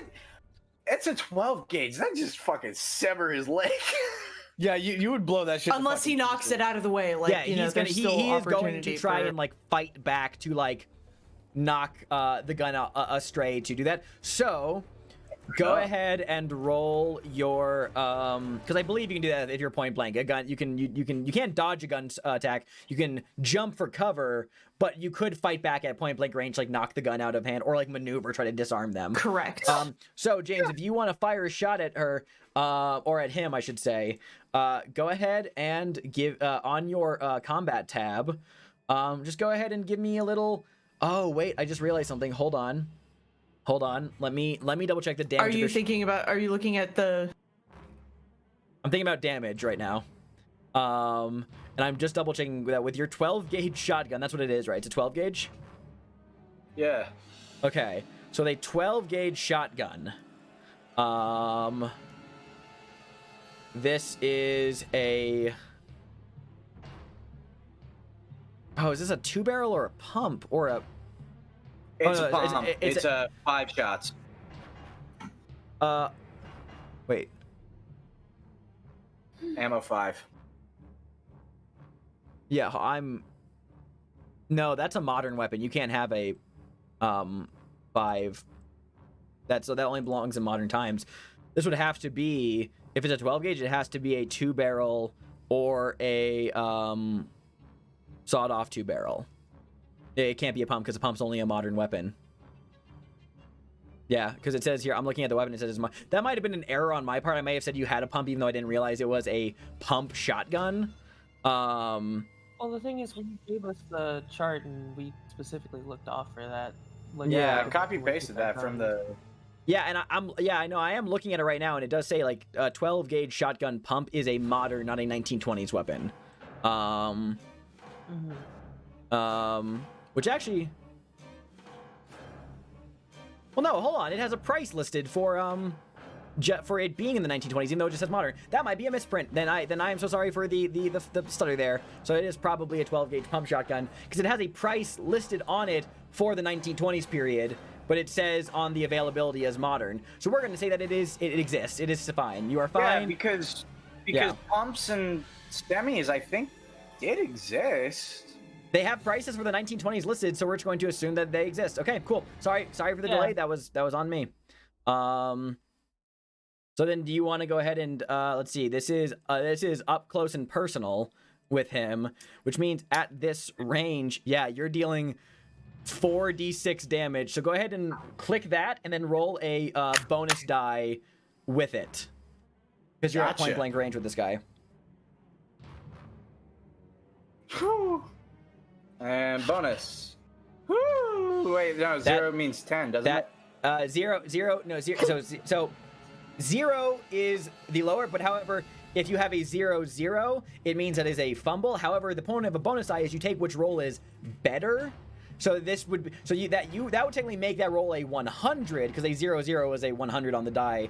But so the lower roll is still your 50. So I'm going to have him roll his essentially him. Do I want him to fight back to like smack you, or do I want him to try and wrench the shotgun out of your hand? I'm gonna have him try to wrench the shotgun out of your hand. It's resolved the same, but it has a different end. So he is going to roll his brawl skill against you, and he needs to get a better level of success than you, and if it's a draw, you succeed and do damage to him. Cool. All right. So this is big boy. Let's see what he gets. Oh! There is the sound. My leg. The sound of shotgun fire rips through the air and tears into this man's leg in a bloody mist. That's 12 damage. That's not his full pool of hit points, but that is he needs to roll to see if he just automatically fucking eats it. Sorry, 12 isn't his full pool? Man is beefy. Holy fuck. Man is fucking beefy. Where is the damage table? Hold on, there it is. So, his hit points do not fall to damage. Goodbye, leg. This is a major wound. He takes a major wound, which, This is what I made him for. We gotta fight one more person. Don't get too excited just yet. Yeah, fuck this lady. So no, she like jab you in the throat, and that would be it. Yeah, I say seconds before getting absolutely fucking slaughtered. I think, because I'm having trouble finding on my DM screen. I think what happens is he rolls a con check, and if he succeeds, he's still conscious. But if he fails, he immediately falls unconscious. I believe that's what that is. I have to know. Mm-hmm. Is his leg still attached to him? Barely. I'm looking it up. My Adobe Acrobat Reader is, quote, working on it. So. Thank you for looking it up. I believe that imagine had you shot him like literally anywhere else. Oof. Major wounds. Make a successful con roll to avoid the character falling unconscious. Okay, he's still conscious, but he ain't fucking good right now. All right, that is the gun turn. If his hit points fall to 0, he's dying. Yeah, I know. So yeah, he's yeah. Thank you. I just had a thought of like, so James blows this guy's leg off. He's still conscious. He's screaming, and then he hits him with a mind blast. Like the motherfucker just knows magic. Don't you dare. All right. Ever say those words to me again. This is badass. I'm sorry. I would be upset. I'd be like, motherfucker. I'd be so pissed. The woman, as you should call, is already moving in to like smack you in the fucking head with her club.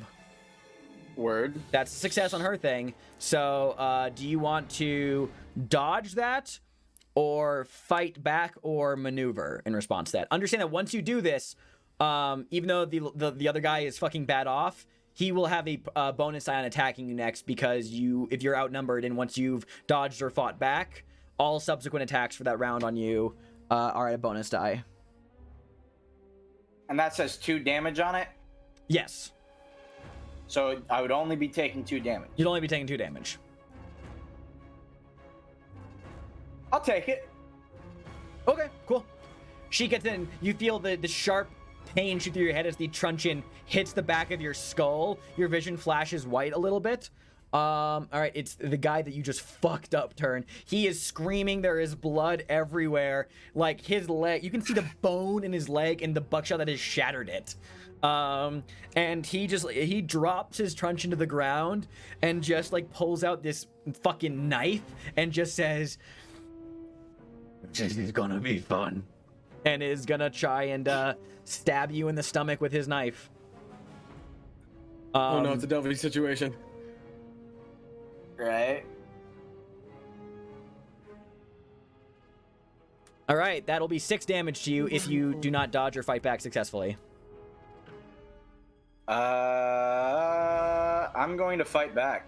Do you now? So now, to fight back is for inflicting damage and avoiding the attack. Do you want to do that, or do you want to maneuver to like disarm him? Or I figure you're gonna want to fuck this guy up. I'm just clarifying that maneuvers are for not inflicting damage but obtaining a certain like goal in mind. Fighting back is to do damage to them, and dodge is to avoid damage entirely. I know what you're going for. I just need to specify.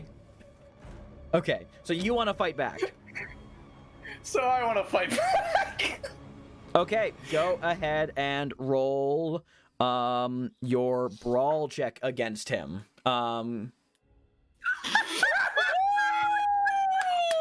Let's go! Had it. Oh, God! So Yeah. So this is like melee shit. So roll a D3 plus a D4 for me, because you do have a D4 combat bonus, and that'll be how much damage you deal to this guy.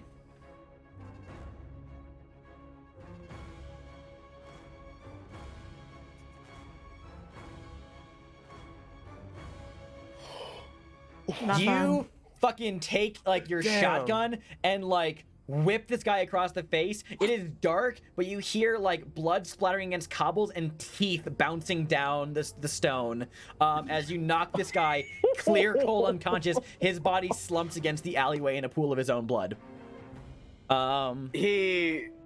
James out loud after just against this man. You know, you're right. I am having fun.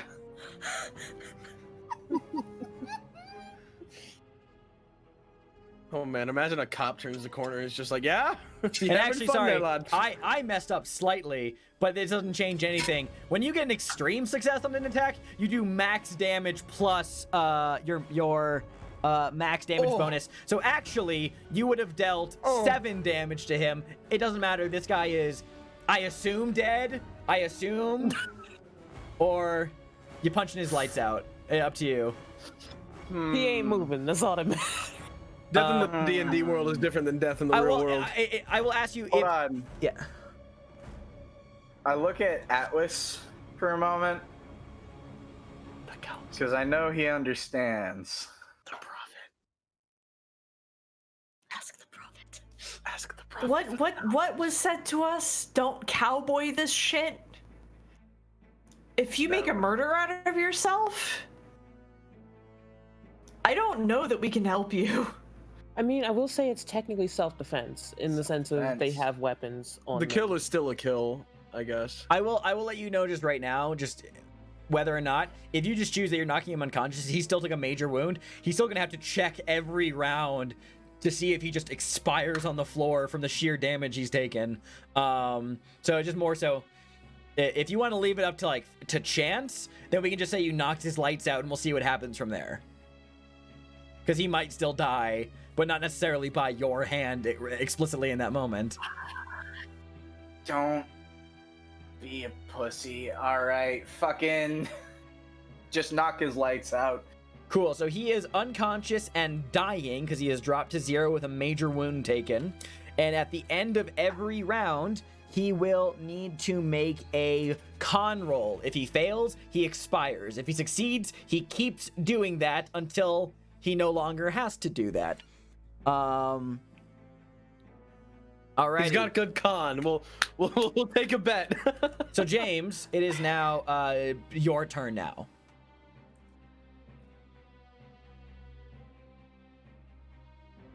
If I try to reason with this girl, is it going to take my entire turn?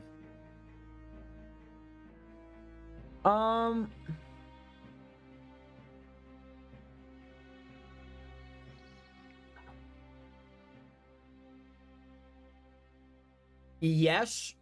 I will say. And it will probably involve a social roll. All right.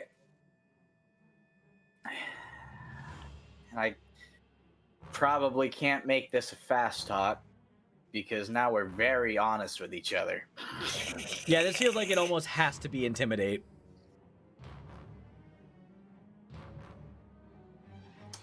Just really quick, remind myself of my James, what this woman sees, if she can really see James's face, is after absolutely destroying her much larger partner, saying those words, he's grinning. It's almost as if he was really hoping they would try something on him. Fuck around and find out. And then he aims the shotgun at her. Like I said, red mist, your buddy's dying. Yeah, I'll give you an intimidate roll with a bonus die to it.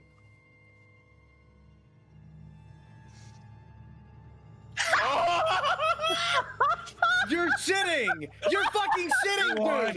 You're kidding me! James, You're kidding me! Coddled! Someone just shit in their pants, man!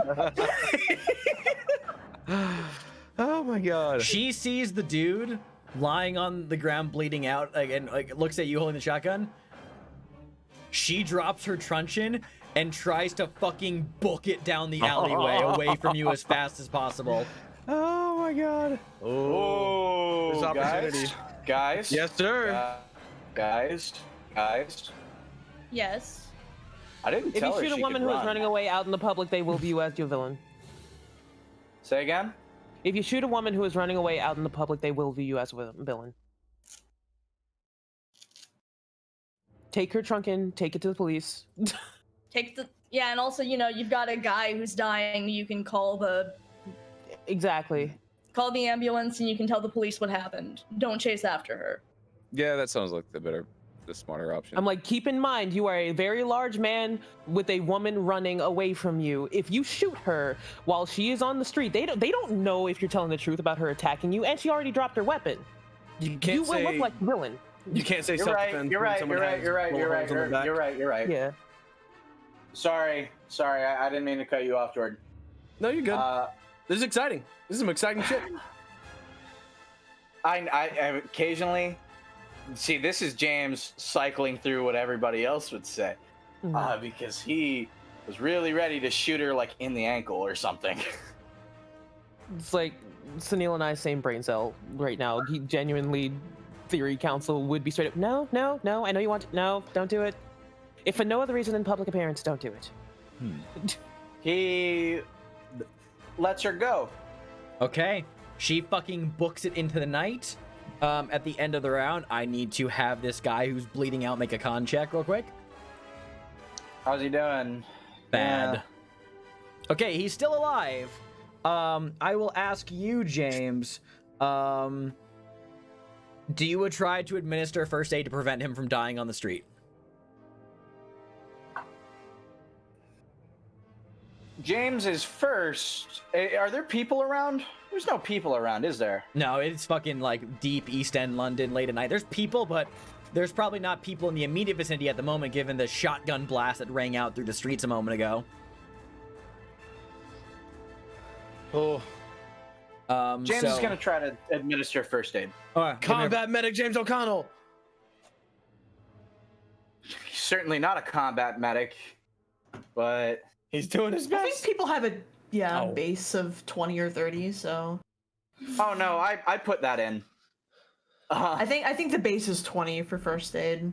Yeah. Let's see. My first aid is 30. I've never put anything in first aid. Really? At least I'm You pretty sure? sure I My did. base is 30. Maybe. I'm not entirely Because sure. I remember specifically putting shit in my first aid. Let me double check real quick. Hold on, I can tell you. My first aid is also. Yeah, first aid is 30 base. Oh, okay.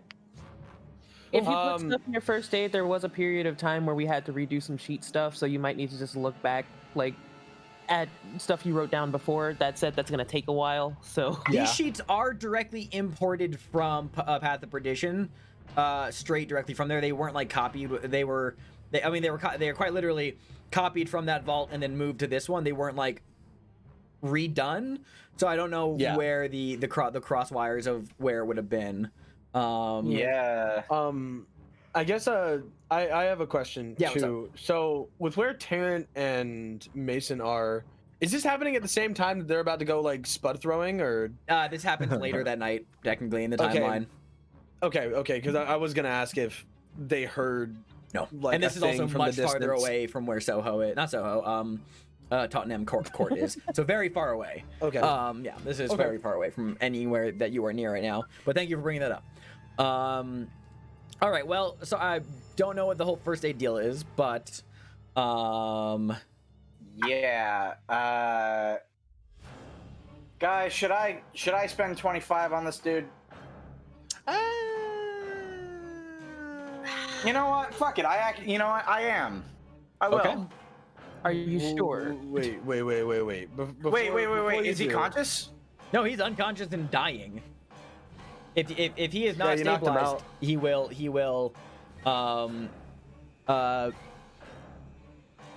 yeah, if you don't stabilize him, he will keep doing this until he expires. Or until someone administers first aid to him successfully. So it's up to you, James. I guess, like, my do you question- oh, go ahead, Jordan. My question to administer to the council, what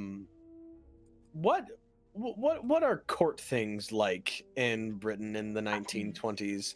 Can you claim self-defense like this? How would it work? Would it be not super great on you because you're a tourist? Would it be not super great on you because you're an American? I don't know their firearms. The regulations entire at the brain time either. council turns to look at Tarrant and Sunil. Who in turn look at the DM who would know. Rapidly flipping to the That's like- firearm laws section at the start of my Right. book. Hold on. Because here's the 1920s, thing. can he Here's the carry a thing. shotgun? Like, let's think about this from a certain perspective of it's like, oh well, he had a firearm. It's like, okay, but the shotgun is legal if he's using it in Shotgun some is sort of. legal, yeah. The shotgun is legal for him to have. It would be stupid of him not to actually use it if someone is attacking him. The question is, can he prove if someone is attacking him? He's got blunt damage on his head. He was hit in Yeah. the head. He was Which hit in the head. doesn't necessarily seem like it would show a sign of struggle because they didn't like it. I might be overthinking this because there are game mechanics, but Xander's looking for the game mechanics, so I'm filling time. So Fucking loose ends. Fuck that. Fuck loose ends. Get as specific as you want. Actually, it's not necessarily blunt damage. It's like serrated. No, she hit you in the fucking head with a club. club. She hit you in the. This is not a spiked club. Yeah. She smacked you in the head, Yeah. like in the back of her with just like a not spiked club. The guy's Okay. also got a knife on him and shit like that. Like he was coming for you. He was Yeah, strapped. so it's You were like just more James- strapped. Like, let's get specific here. Like, let's do Yeah. this. it's like This James dude- has Sorry, like if I remember, the dude also tried to knock the gun out of the way, etc., etc. Let me- So there would be like an entire continue. I was gonna say, let me phrase it like this, because I feel like this would work for you. James, you're an American. You look like an American. You Yeah. talk like an American, and you behave like an American. This dude looks like an East End thug, talks like an East End thug, and it is not the farthest thing to be removed from assumption that this guy with the knife was trying to mug an American tourist Yeah. who was strapped for some reason. easy Because prey. he's an American. Because Yeah. he's an American. As in, like somebody, like they would basically be like, "Hey, this foreigner's walking around in our country. It'd be super easy to just bully him." And then it's like, "Oh, we picked the wrong one." he fucked around and he found out. Like So- that's simple. So James, you need to make the decision right here and now. Do you want to try and save this guy's life so he can be apprehended, possibly questioned, or do you want him to expire on the stones and figure it out from there? I'm gonna save his life. You're gonna drop the 25 luck points? I'm gonna drop the 25. Is it possible to push a first aid roll? Yes, It but, is. it is possible. I will say though that if you push it and fail, he will die. That will be the consequences of death if you push it and if you fail. Is he And will I bleed only out. have 30 points. It's like this will knock me down to 30 luck points, and I can just I will get luck back. Yeah, I mean, like, of course it'll come back over time. I just have the worry of like there may be a time when you end up hitting 31 on a luck roll when you really needed that 30. Well, if it comes down to that, it comes down to that. You're a good man, James O'Connell. Yes, he is. All You're right. a good man. Look at you actually using your elixirs in your fights. Yeah. First aid administered, James, you immediately like take off this dude's like thick coat and like rip a large segment from it to begin wrapping the wound. And we'll see that the muzzle of your shotgun is still hot. You even press it into like the flesh meat to like fucking burn his like artery shut a little bit. Ooh. Cauterize it with the butt of your gun. Fuck yeah, dude. And in the time thereafter, there is commotion. You hear what sounds like London constables running in the direction of the shotgun sound. And let's jump away before we end tonight. Let's we're gonna end right there for you tonight, so we'll pick that up next week. Cool. And I think it is necessary that we have to end this session resolving the potato. Oh. Spud time, spud time. Okay, so I thought about this long and hard over the break. And I was like, I could plug that pipe, though I do not know what plugging the pipe might do. And that led me to a big list of questions. If I were to fall, would I die? If I climbed up to the top and it turns out that was just a normal pipe, what would come of it? Where do babies come from, and why won't anyone tell me? So I decided I'm not gonna climb the fucking wall. What I am gonna do, though, is because I have 3 spuds. I'm gonna try my best to be the baseball player that I can never be, and see if I can throw the spud into the pipe. Oh yes, thank God, I'm here for this. All right. Yes. Hey, Mason. Yeah. Make a throw roll. That's a roll. Good luck, Mr. Allen. That's really close. That's really close. Wait. Hold on. Because Let me I have specify. three Let me specify. Yeah. I am going to add difficulties to this because you are trying to throw a spud into a pipe. I'm gonna have to ask this to be like an extreme success. I don't feel like that's unreasonable for me to say. No, it's not unreasonable. It's not unreasonable at all. So you would need to roll. You would need to roll a 4 or lower to Babe Ruth this into the pipe. Babe Ruth wasn't a pitcher. I don't know why I said Babe Ruth, but I just imagine him tying like a menacing note to a fucking spud and throwing it, you know, like Count your fucking days, Gavigan. I'm sorry, I'm bust through a just imagining fucking window. Just imagining Tarrant watching this man trying to throw a potato into Like, what a vacation, huh, bud? Yeah.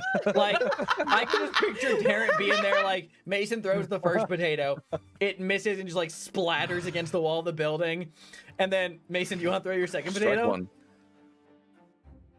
Yeah. Wait, hold on, Taryn. What did you just say? Strike one. Okay. Yeah, you're fucking funny. Yes! Yes!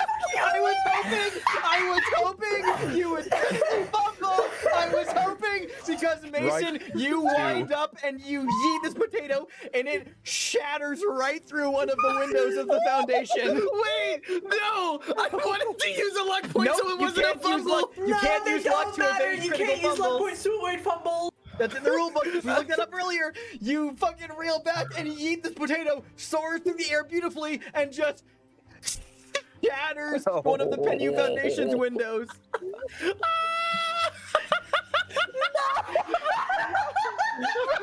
Mason sees it. Hold on. Mason sees it. Mason looks back at Tarrant. Looks back at the window. We have 5 seconds shit. before we have to run. Good luck. Wait. He's like, Tarrant, 2 seconds is all I need. And he reels back and he drops the third potato. Come on. He throws the third potato. Oh my god! Wait! Four luck points. Wait, no! I'm gonna use 4 luck points!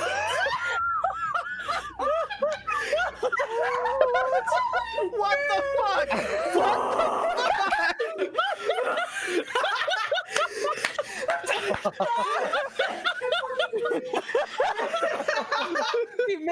It's a crit success, Xander. It's in the pipe.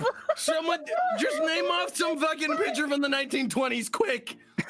God, hold on, give me a second. Sunil looked up baseball shit. Let me find That's one. not Babe Ruth, right? Babe Ruth's not there yet. Not yet. Hold on. 1920s baseball players, buddy. God. I'm on the fucking floor. Hornsby, bitch. Who? Hornsby. I'm the next Horny! Wait! Okay. So, Mason, It's time to go. Yes, Mason, Good show, you Mr. Adam. reel back. That second potato shattered through a window. You looked at each other with Terrence, and you, right as you're like, grab the third potato out of your pocket, and you just wildly and ferally yeet this fucking potato, sails through the air, and you hear, as it gets to the roof, a very distinct and pleasing and very validating boonk as it gets wedged in the pipe.